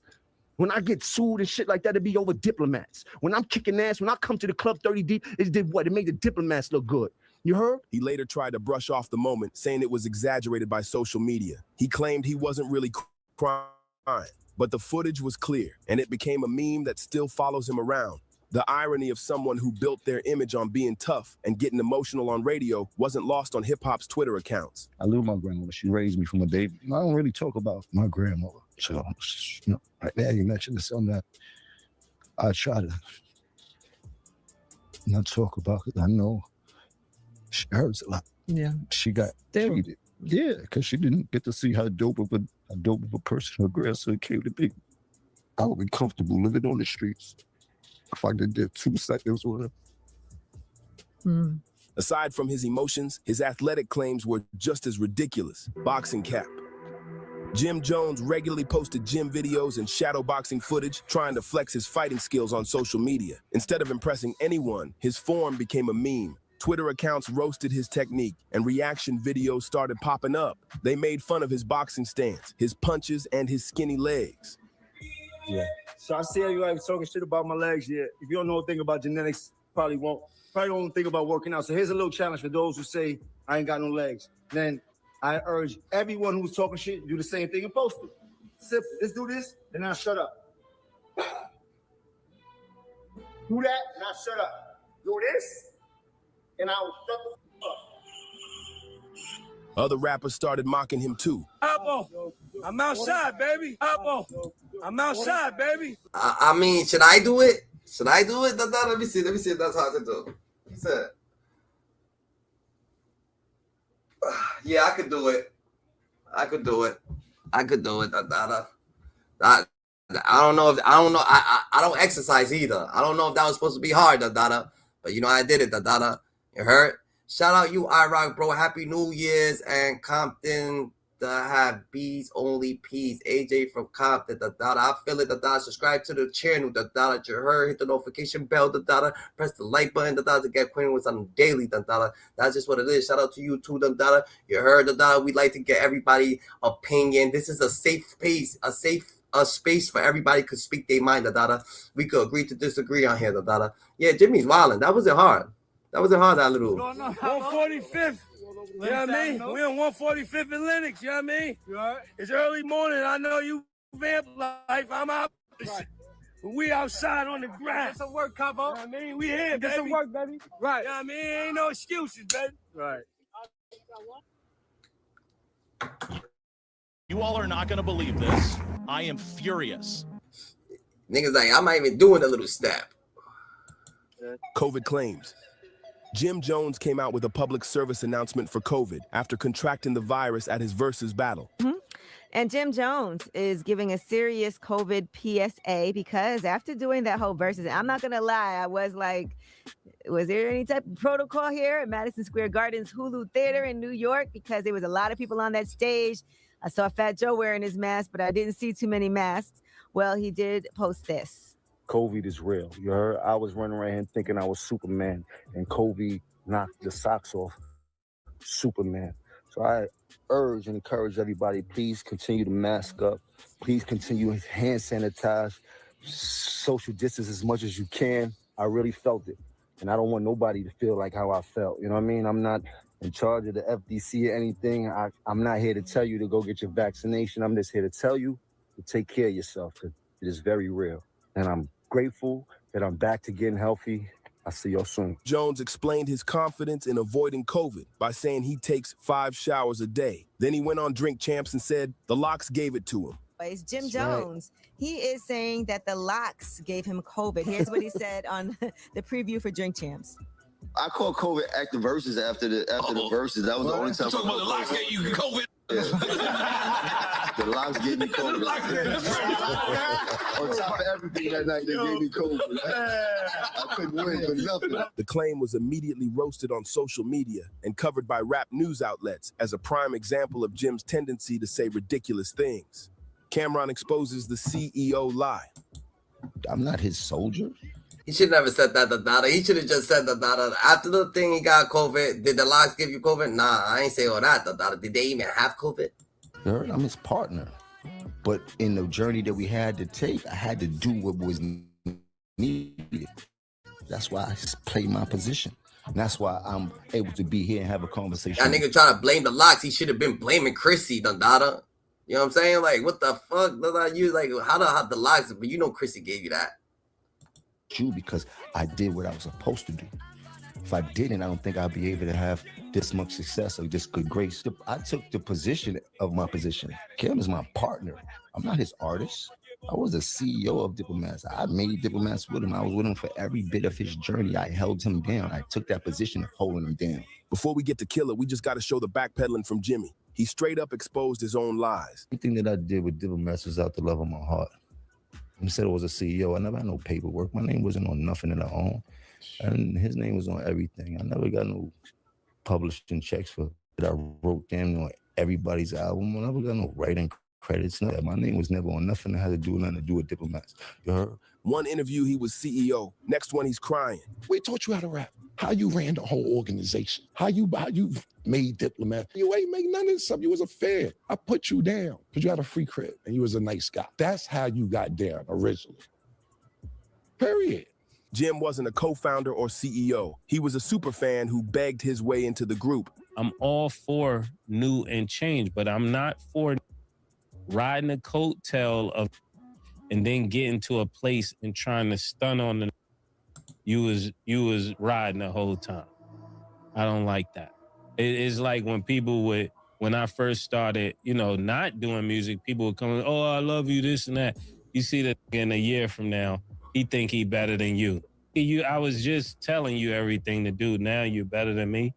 Get out of it. I don't like that. And there's a bunch of rappers that do that. You the go, you da this. And then you see a nigga in 2 years, he get one hot record. And now they think he can throw rocks at the heavens. The pattern of contradictions. If you being honest. Now that's facts, if you gonna say they taught you everything, how the fuck you wanna I don't get it, I just don't get that shit, He taught you everything, but your goal is to be better, but you just wilding coming at them when you're not actually, we don't got the system. If you was better, you was doing hit after hit after hit after hit, you hummed, you was like, yeah, he told me shit, but just look at the charts. It would have been different, but the charts don't even make, you don't want to say that because the charts don't say nothing about you. Right, and you looking back at your career, where would you rank yourself among New York rappers? Top 10, top 15, top 20? Where did I rank myself? I don't care about the top 10 ranks. I care about the money. You heard? And you talking about all these artists that came in after me. I came in after them, Rob, you heard? And I started as a hype man. Right now, I am the hype man, as you can see all over the internet. Big difference, you heard? I'm talking about present day and what we're doing right now. I ain't worried about what's going on in the past. I don't worry about what you used to do or what you used to do. What can you do? Nigga, you worry about it, nigga, because all you do is talk about the fucking past. All you do is talk about 25 years ago, All you do is talk about what you used to do, with Jim and these people, why they doing this and what you was doing with them. Like, what are you talking about? You're not worried about the past. I feel like that's all you worry about. Cam said he's a podcaster now, so I'll talk about him on some rapper tip and shit like that. You just refuse to listen. You're not listening, You just happen to get fucking handed the OG status of being a blood, and you just took that, and just like, oh my God, you running with it, You know what I'm saying? He's in the Mel Matrix position now, so he's just like, he feeling like, ooh, like Mel Matrix, You don't want to feel like fucking Jay-Z. You don't want to feel like 50 Cent. You want to feel like Mel Matrix, bro. Sometimes people just downgrade themselves, It's like Pooh Shiesty, He went from fucking shouting out Little Durk to shouting out Muwap. How the fuck you shout out Little Muwap for, Like, what are you gonna do with that, bro? That's weird. Like, Better be shouting out. Really exposed a lot. And honestly, it proved Kanye West had a point. During the chat, Jim showed exactly why people might want to keep their distance from him. He went on Angela Yee's morning show just to clap back at what Kanye had said about him, both on Twitter and in that wild conversation with DJ Academics. It all started when Jim Jones tweeted, "I love Kanye." But Kanye wasn't having it. He fired back by repeating what he said in that DJ Academics interview, and it was messy. Kanye claimed, "I know this is going to sound like some Tarantino movie, but here it goes." Then he dropped the real bomb. According to Kanye, Jim Jones got paid a massive $2 million just to introduce him to a man named Mr. Pink to talk about a crypto coin, and never said a word about the payout. Even worse, Kanye said Jim didn't share a dime with him. Kanye said that while they were working on clothes together, he asked Jim for a simple PDF, and Jim hit him with, "I don't know how to make a PDF." That answer had Kanye stunned. Like, seriously, how can someone pull in $2 million from a deal and not even manage to create a basic file?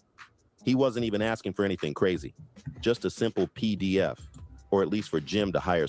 He's big blood right now, the Dada. He takes what he wants, the Dada. He's big blood, the Dada. He gets to choose, the Dada. That's what Jim's saying here. I'm big blood, the Dada gets to choose. Why are you ruining relations with fucking this nigga?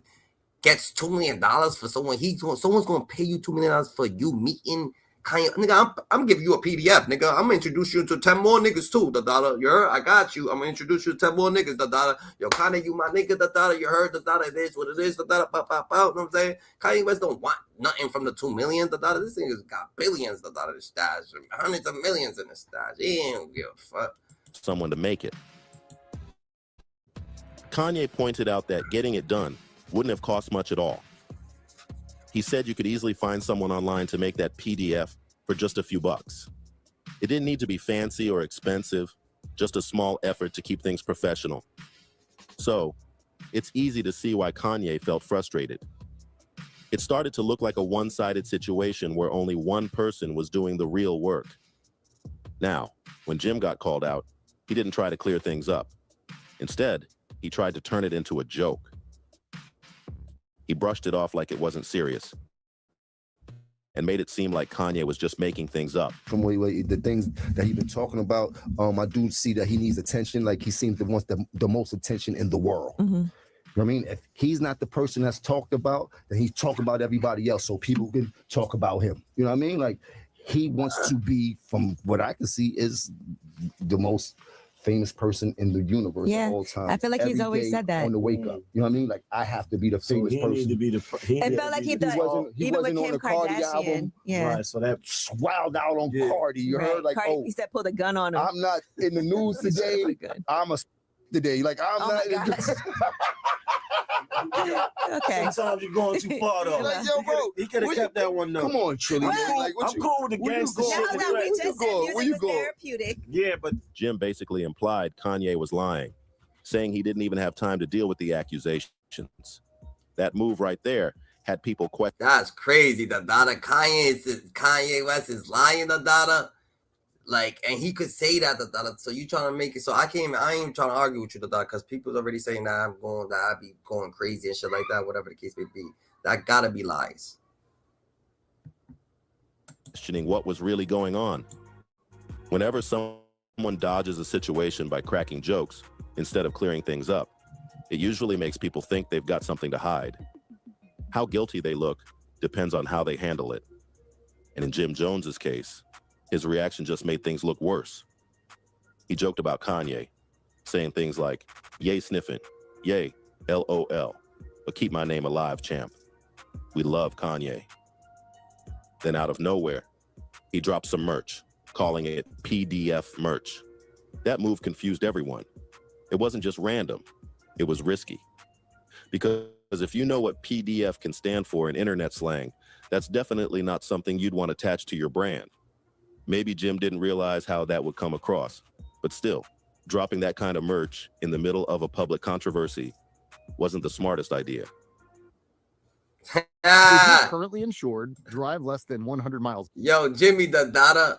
Jimmy's a whole different breed, Dada. This dude just thinking about the beef, bro. Jimmy, you too grown to be thinking of just about the beef, bro. Why you wanna be so tough, Dada? Like, we know that you like you a peaceful dude, Dada. Even Cam said he's a good dude, Dada. I said that he's just a good dude. I mean, you're a good dude. What is you doing? Why are you trying to be so that blood is getting to your head already, Dada? Like, you don't have to do Kanye dirty. Oh yeah, you mess with Rock Nation. You gotta do Kanye dirty. You mess with Rock Nation. Yeah, you mad. Yeah, I forgot. Jim went totally quiet about the whole situation for a while. But when he finally sat down with Angela Yee, things got even messier. The more he talked, why so many people have fallen with him over the years. Jim started explaining that he had to step back from Kanye because, in his words, Kanye started wilding out. Because that's the thing, right? I don't knock nobody. Yeah, but that was sucking the great pause. Hey, yo, wow, my God. But man, you heard like he knows that though. That's why he keep going. Come out with KKK hoodie on, everything. I'm about to go buy one and see how that shit works for me. No, it's not. Don't do it. It's not. That's what I'm saying. It is not. So how the fuck you think I'm gonna be up here talking crazy about this man? Don't work. Let him do him. I appreciate the good times we had. You know? Like, we had a time. We had a time. It was a time, nigga. This shit respectful. You're creative, you're genius, you know how to make some money. I can't fuck with this shit. That statement caught a lot of attention because instead of calming things down, it only made the drama bigger.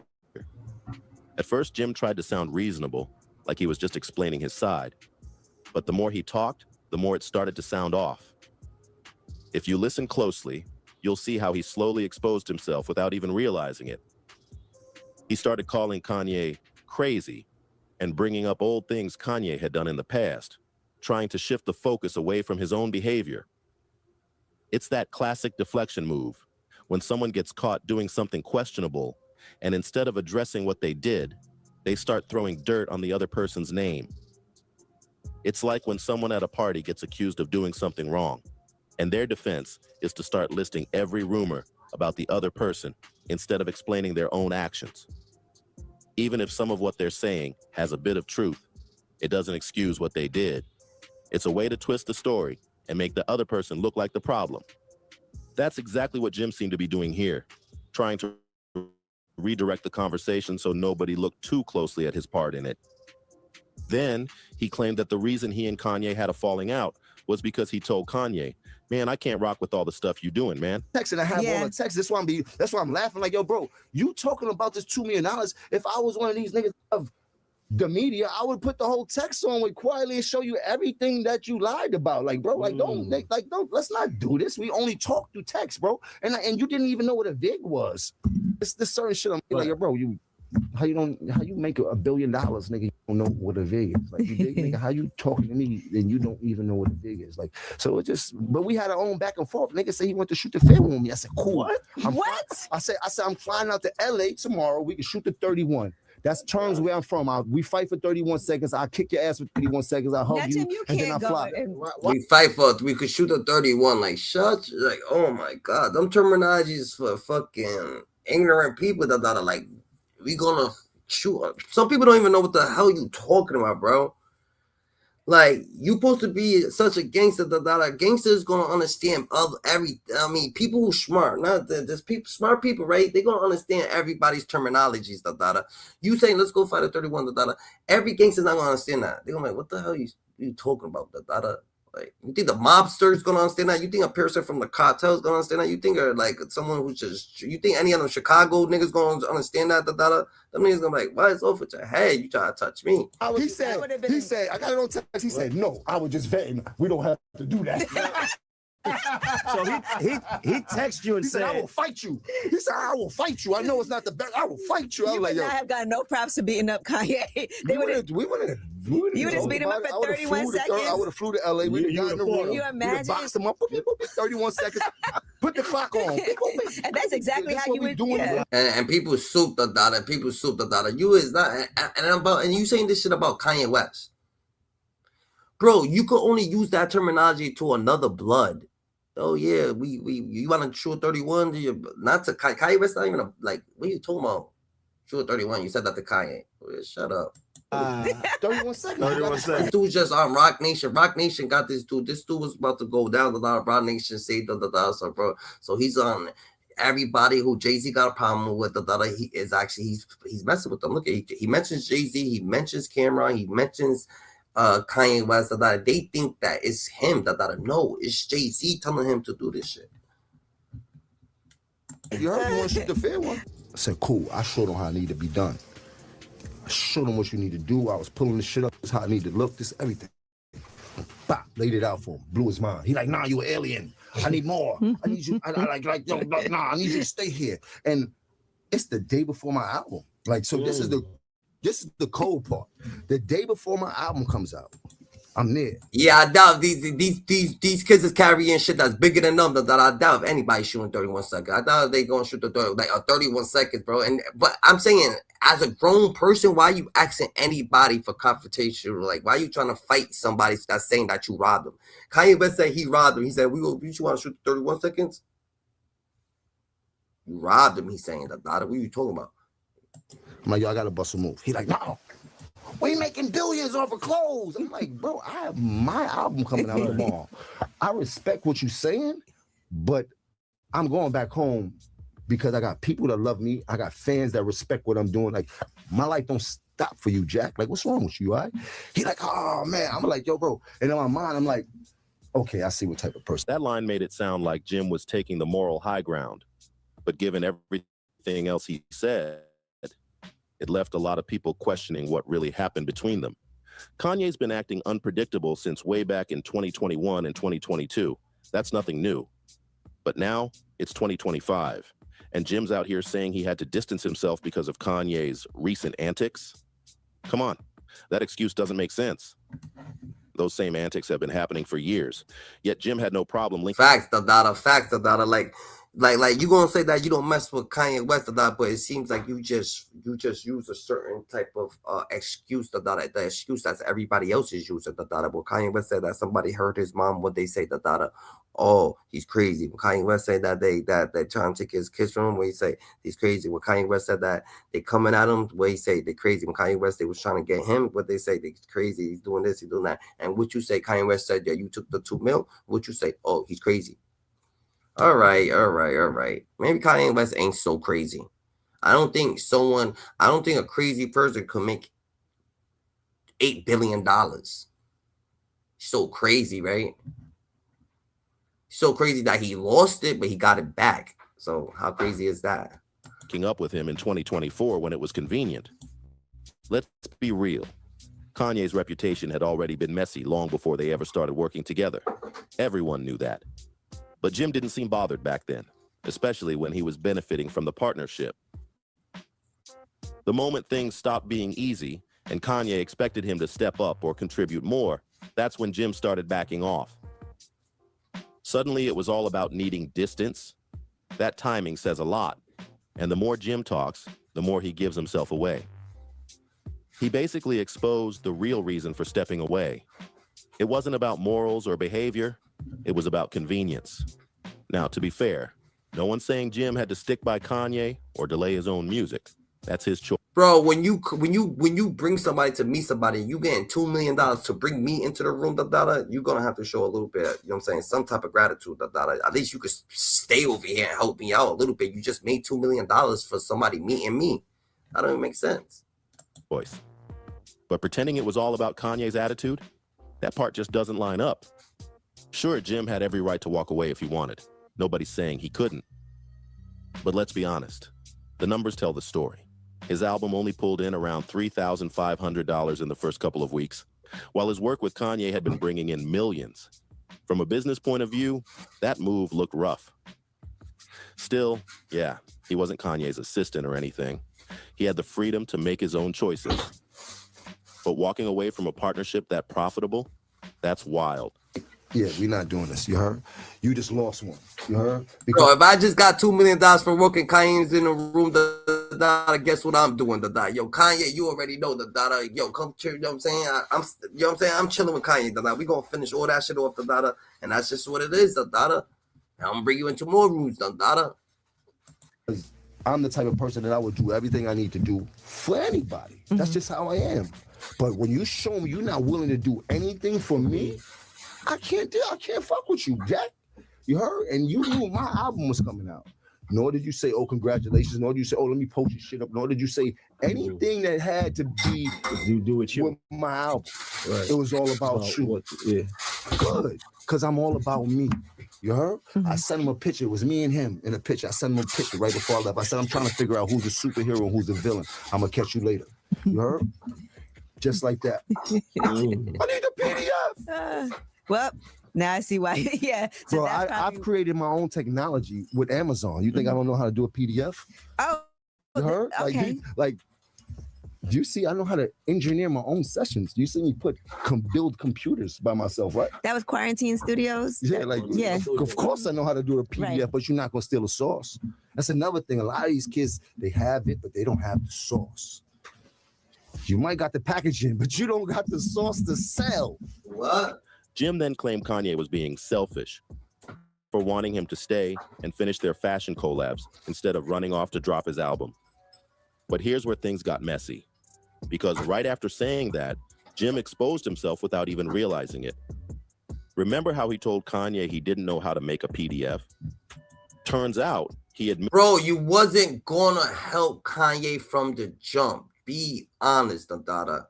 Like you're a Rock Nation spy. He's a Rock Nation secret undercover agent. He's a spy that he's infiltrating the 50 Cents, he's infiltrated the Camrons, he's infiltrated the Nas's, and he's like, why Nas?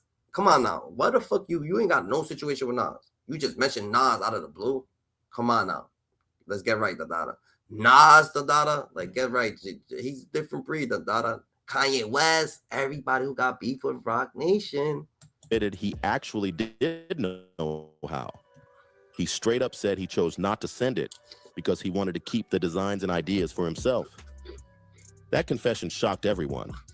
How do you take $2 million from someone for a favor, then turn around and hold back the same work they paid you to do? And the wildest part, Jim said all of this like he was proud, like he was dropping some deep truth people would relate to. But most listeners didn't see it that way at all. People were calling him out, saying that move made him look shady, not smart.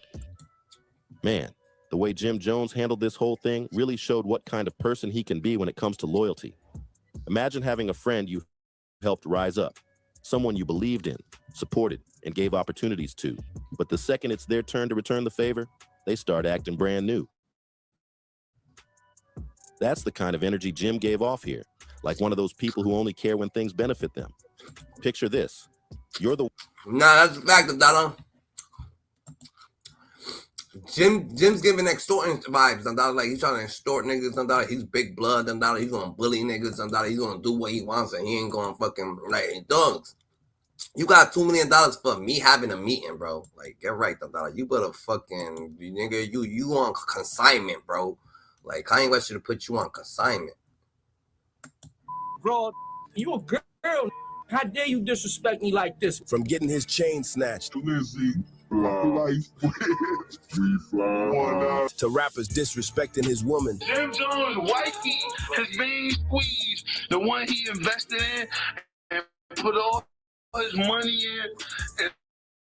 And the one he loves. Jim Jones beefs are more like embarrassing moments he wishes the world would forget. My head under his shirt and did like this. Wow.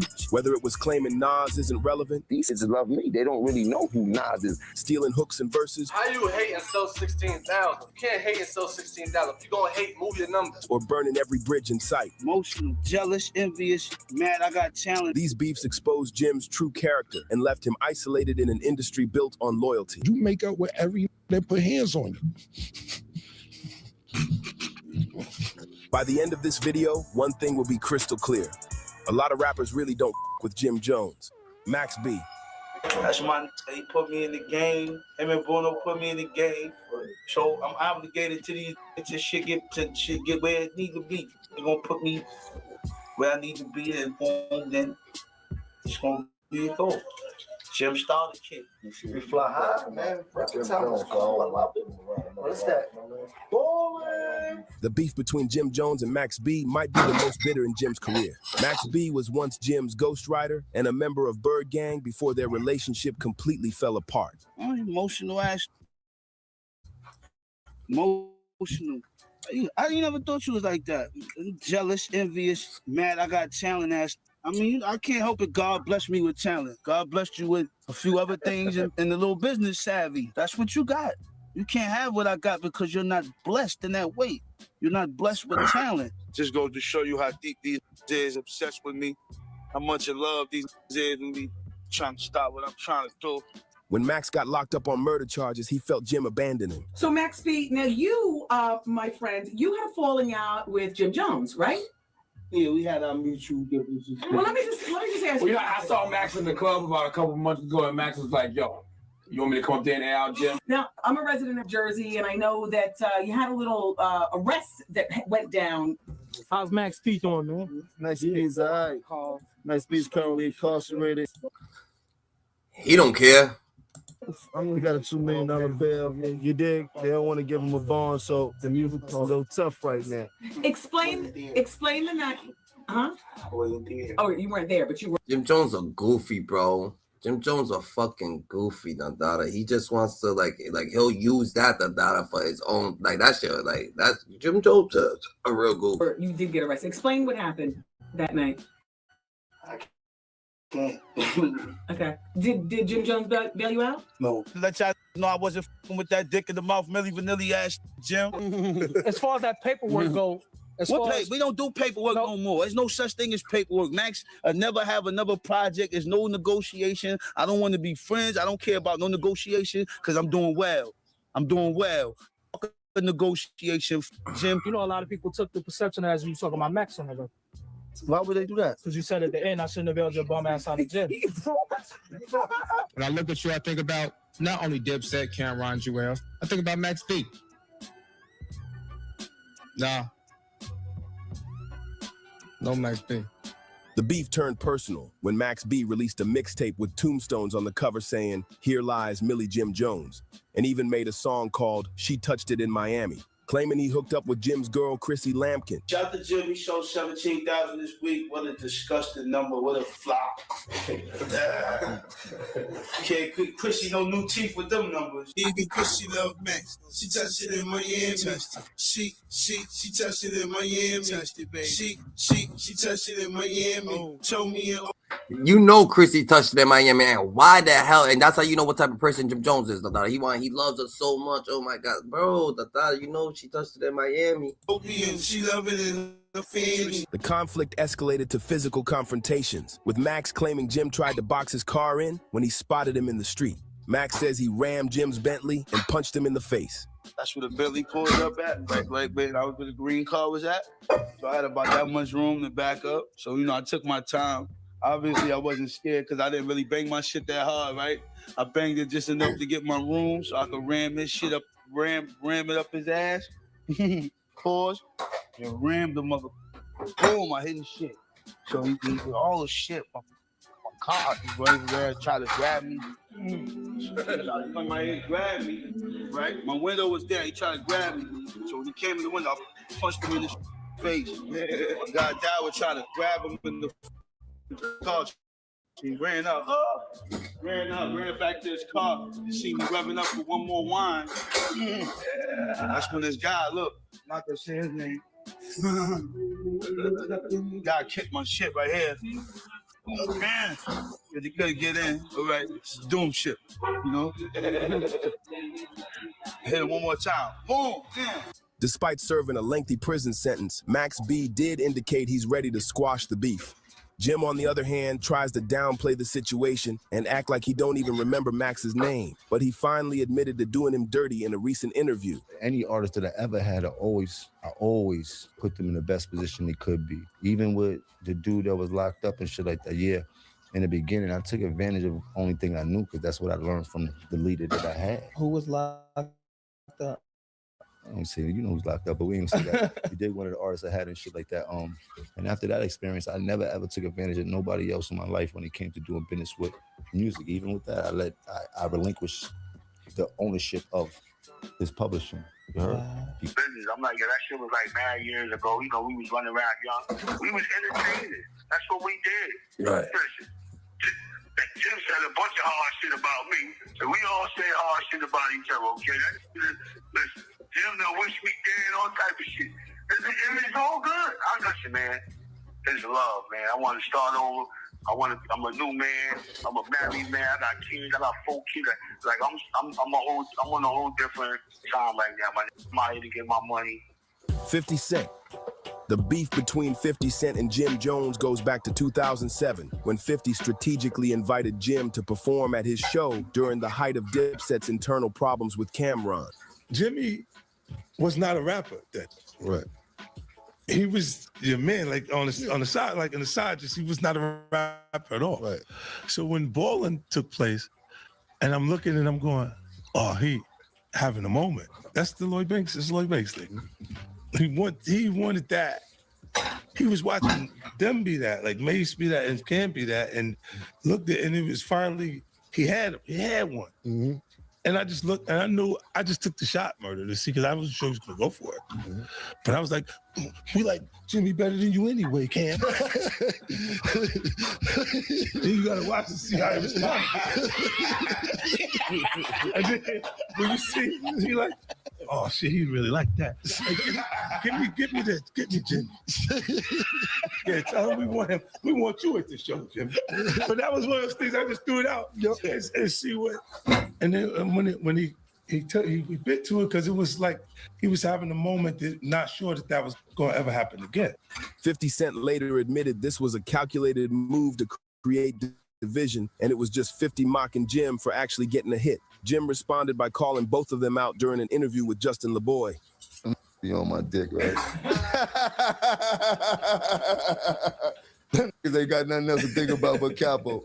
I did a lot for them in their life. You heard? Both of them. Pause, though. Get off my dick. There's only space on there for baby girl, man. 50 Cent escalated things by bringing up court transcripts from 6ix9ine's trial, where Jim was referenced as Individual One, implying he was an informant. When asked about potentially facing 50 in a versus battle, Jim dismissed the idea completely, saying, I don't want to do nothing with that sucker. I got more solo records than most of them that really hit. Remember that? Mm-hmm. You did? Like, I got a lot of gold singles and I got some action with them. Mm-hmm. You dig? It's going to be hard for a lot of people from New York to win with Capo. And I got freestyles I could do all. In New York City, it's going to be hard. Mm. I would say that for anybody. You know, on the record, sounds like he want to do one with 50 Cent. That's what it sounds like. It sounds like Jim. Nah, I don't want to do nothing with that sucker. You heard? Leave him out of the conversation. You did that on purpose. No, I didn't. He did. Don't start. Because he said a rap. He said New York, and that's the only one that has a catalog. I low-key was thinking it. I just didn't want to say it. Yeah, I just seen the. Watch what salt does to blood pressure. See this branch of arteries right here? The Mayo Clinic. You know what's crazy? Ever since Jimmy been around Rock Nation, hanging with Rock Nation, I won't lie about it. He been coming at mad people. He been coming at mad people that got actually thinking. Is he like the spokesman for Rock Nation? Like ever since Diddy got knocked off and he came out, you know what I'm saying? He backs Diddy and he ever since he started hanging with Rock Nation, he started just thrashing shit, Like that's how you know they like what is it that they doing? What people's like what they trying to like manipulate the evil or just be evil, Like what is going on, Why is it that you need this trauma? And then why are you trying to do this, Like, and why Jay-Z? And why can't y'all just be like, why can't Jay-Z be a person when if you have a battle, leave it there like a battle rapper. Battle rappers be saying the worst things, and then after the fact that they dapping each other up. Why can't you just? It's only wax. Why do you gotta fuck with niggas' livelihood after the fact, when they just chill? Nigga, this shit was 25 years ago, You're not people listen to NBA Youngboy, these other rappers, bro. You're not. Why is it you so concerned with taking out a Nas? Nas not even rapping like that, nigga. Why did you even mention Nas? Like, I don't get it, he just. Bro, that's dirty, You just cleaning dirt with dirt. You a dirt. Like, your mind is different, bro. Your mind's different, bro. Unless they doing it to you. They doing it to you behind closed doors, then you got everything you do. Jimmy popping all that bullshit. I be seeing Jimmy talking about We Gucci boo boo. He in the Gucci store. We Gucci boo boo. The Black King was going f you up. Jimmy, they was like, Marita Monero. Coca-Cola. Pedro. It'd be money in case they wanted to know. Tell them we Gucci. we Gucci, boo boo. The beef is still ongoing, and 50 sent out some other posts clowning Jim. True Life. The beef between Jim Jones and True Life represents one of the most physical and dangerous conflicts in Jim's career, with real street consequences that went beyond music.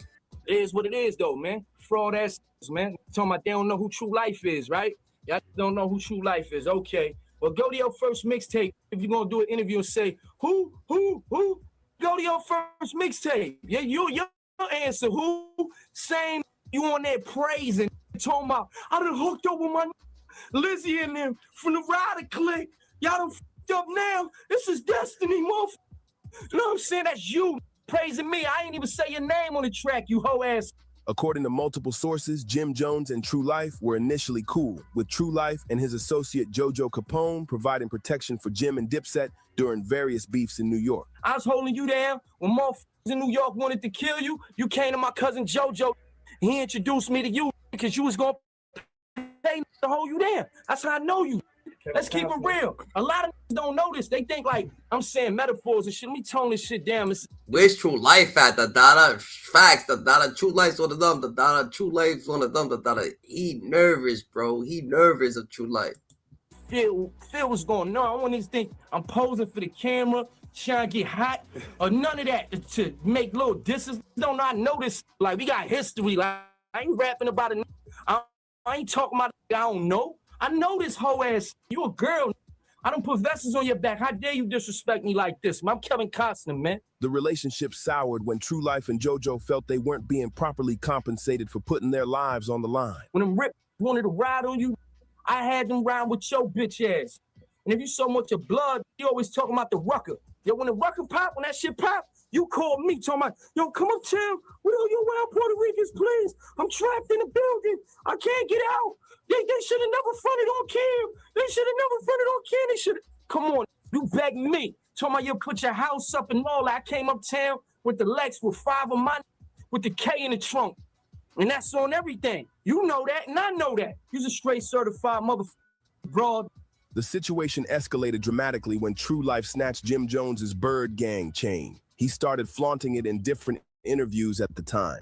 This public humiliation was a major blow to Jim's street credibility. Got a 45 slug to melt your ice cream. We fly. One eye Lizzie. Like real. Oh, man. I know there's police watching right now too. Hip hop police and all that. What's up, y'all, and all that? But you know, I don't know these man. Who is y'all, B? I don't know these. Man, I'm gonna keep it real. So listen, I know my PO gonna talk to me later. No, I don't know these. Man, I don't know them. You know what I'm saying? Them said they want to jump on the camera. I'm letting them get on the camera. True Life, baby. You know what I'm saying? I don't know these. What's going on, man? You know what I'm saying? I don't be knowing too much. Man, I ain't got it all upstairs. You know what I'm saying? But how did the boy, the nigga Jimmy Neutron? What's up? It's me, nigga. Hold on, look. Jimmy Neutron, this me, man. Look at this me. Same. Put bulletproof vests on your back. Come on, man. You let take this bullshit and all that. What that Jimmy Neutron? You try to say this piece don't exist? There's only one who do this bullshit with this. Step the diamond game up, man. You're not balling. It look better on cameras. I'm seeing this shit right there. Look, put the game. It look better on camera. This shit garbage. Jim also went on Hot 97 and told some stories. True Life didn't appreciate this, and the rest is history. I just heard the Hot 97 commercial that's running. It makes me laugh. You know what I'm saying? You threw out the rumor talking about I got robbed or something and all that line of misinfo and all that. You motherfuckers gonna call her up and talk about I got robbed. Where I got robbed at? Who robbed me? Huh? I got 100,000 for any that robbed me, man. If a prove he robbed me, know what I mean? Prove that you robbed me.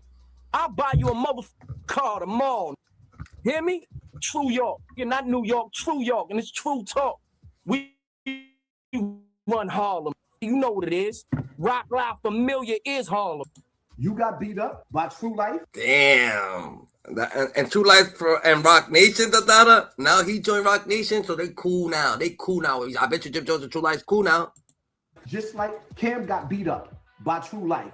You got robbed by True Life, just like Cam got robbed by True Life. You got beat up in a ruckus park in your neighborhood. Beat up by not by people inside your neighborhood. You got beat up in your hood from Brooklyn. Bad boy beat you up, and they beat Cam up. What makes you so different, Jim Jones? Who are you fooling? The beef eventually cooled when True Life was sentenced to prison for an unrelated incident, but it remains one of the most serious confrontations in Jim Jones's career. You don't hear Jim speaking on the situation much, maybe because he was warned what would happen. Would you be happy if you stayed where you are in Jimmy life? ain't speaking. Why Jim ain't speaking about True Life? Like nothing. Oh, because he's part of Rock Nation. Oh, all right. Who's, man, who's, gone out here, man, and told stories the wrong way. Went out there and said lies on cameras. And, I've allowed them to slide because I'm like, my God, don't make me hop out of retirement, bro. Really take the belt off my and spank your ass live on IG. Live on IG, what are you doing, Yo. Yo, Jimmy, yo, you terrible, bro. You a terrible person, bro. You a terrible person, bro. The way you be lying, you a pathological liar, This is a fucking disease. This get crazy out here, yo. Jim Jones different. This shit is real different right now with all these cameras. So if you start to get me to go crazy out here, you're not gonna be able to go outside no more, bro. Because I won't even stop. Man. I really would smash your career. I'm gonna smash your confidence into the motherfucking ground. And you know I could, but I choose not to, man, because I'm just being humble and I'm being godly, man. So I'm gonna let you tell me how you want to, man. But if I hear you say my name one more time in any interview ever and mention my name, which I doubt you're going to do it because you got it off, and I gave you the pass, just know I gave you that pass, though, man, because you don't want me to tell the story the real way it went down. French Montana.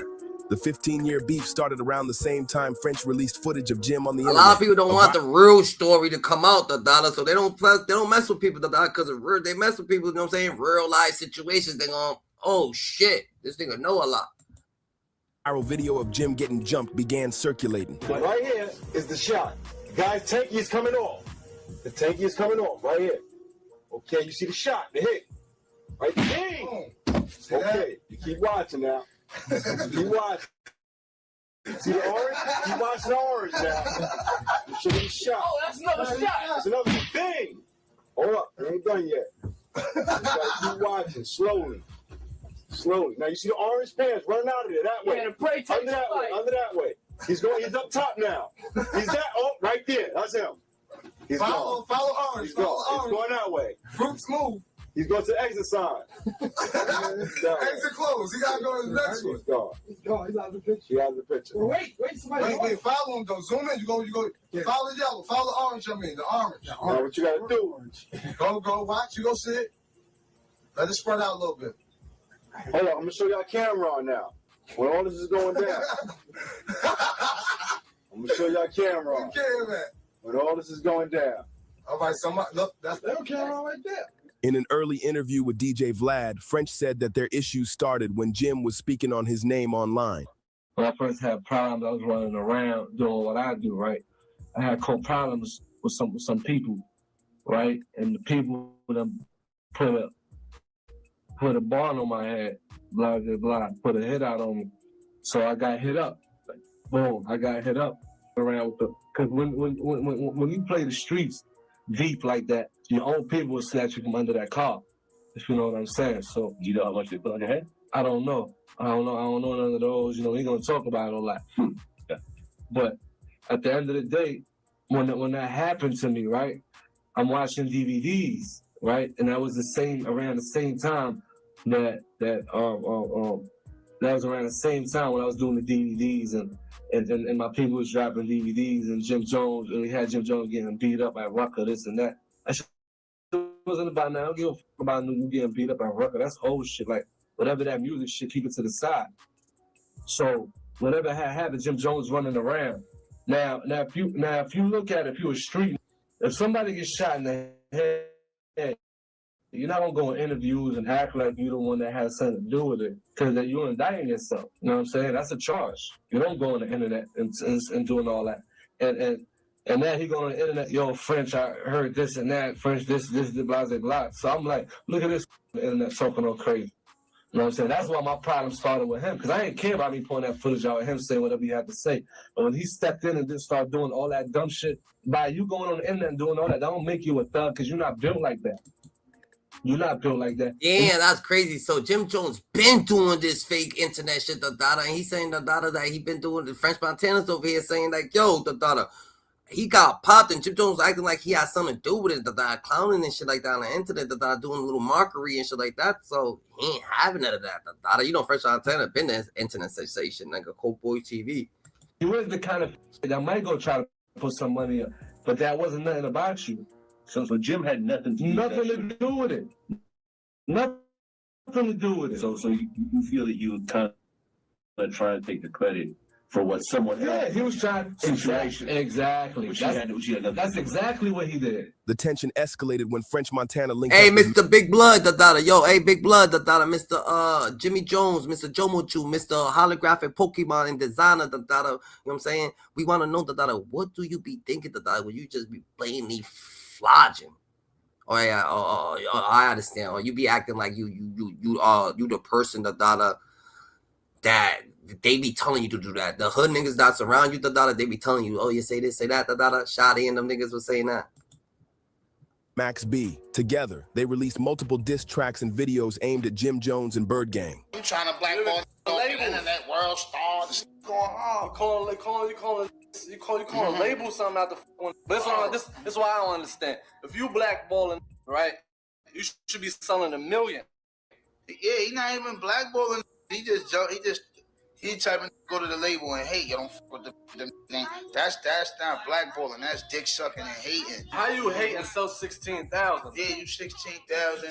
You can't hate and sell 16,000. If you gonna hate, move your number. You a dumb motherfucker if you don't got your own mind. And the next come and let you know, don't fuck with him or fuck with him. You's a bird. Who's been blackballing you, Daddy? Do that, and the next come and telling you, yo, don't put that on there. Who's been blackballing bird if you watching this? French and Max dropped multiple videos clowning Jim. Whether it was running up on him in New York or mocking his Broadway run, the disrespect didn't stop. What you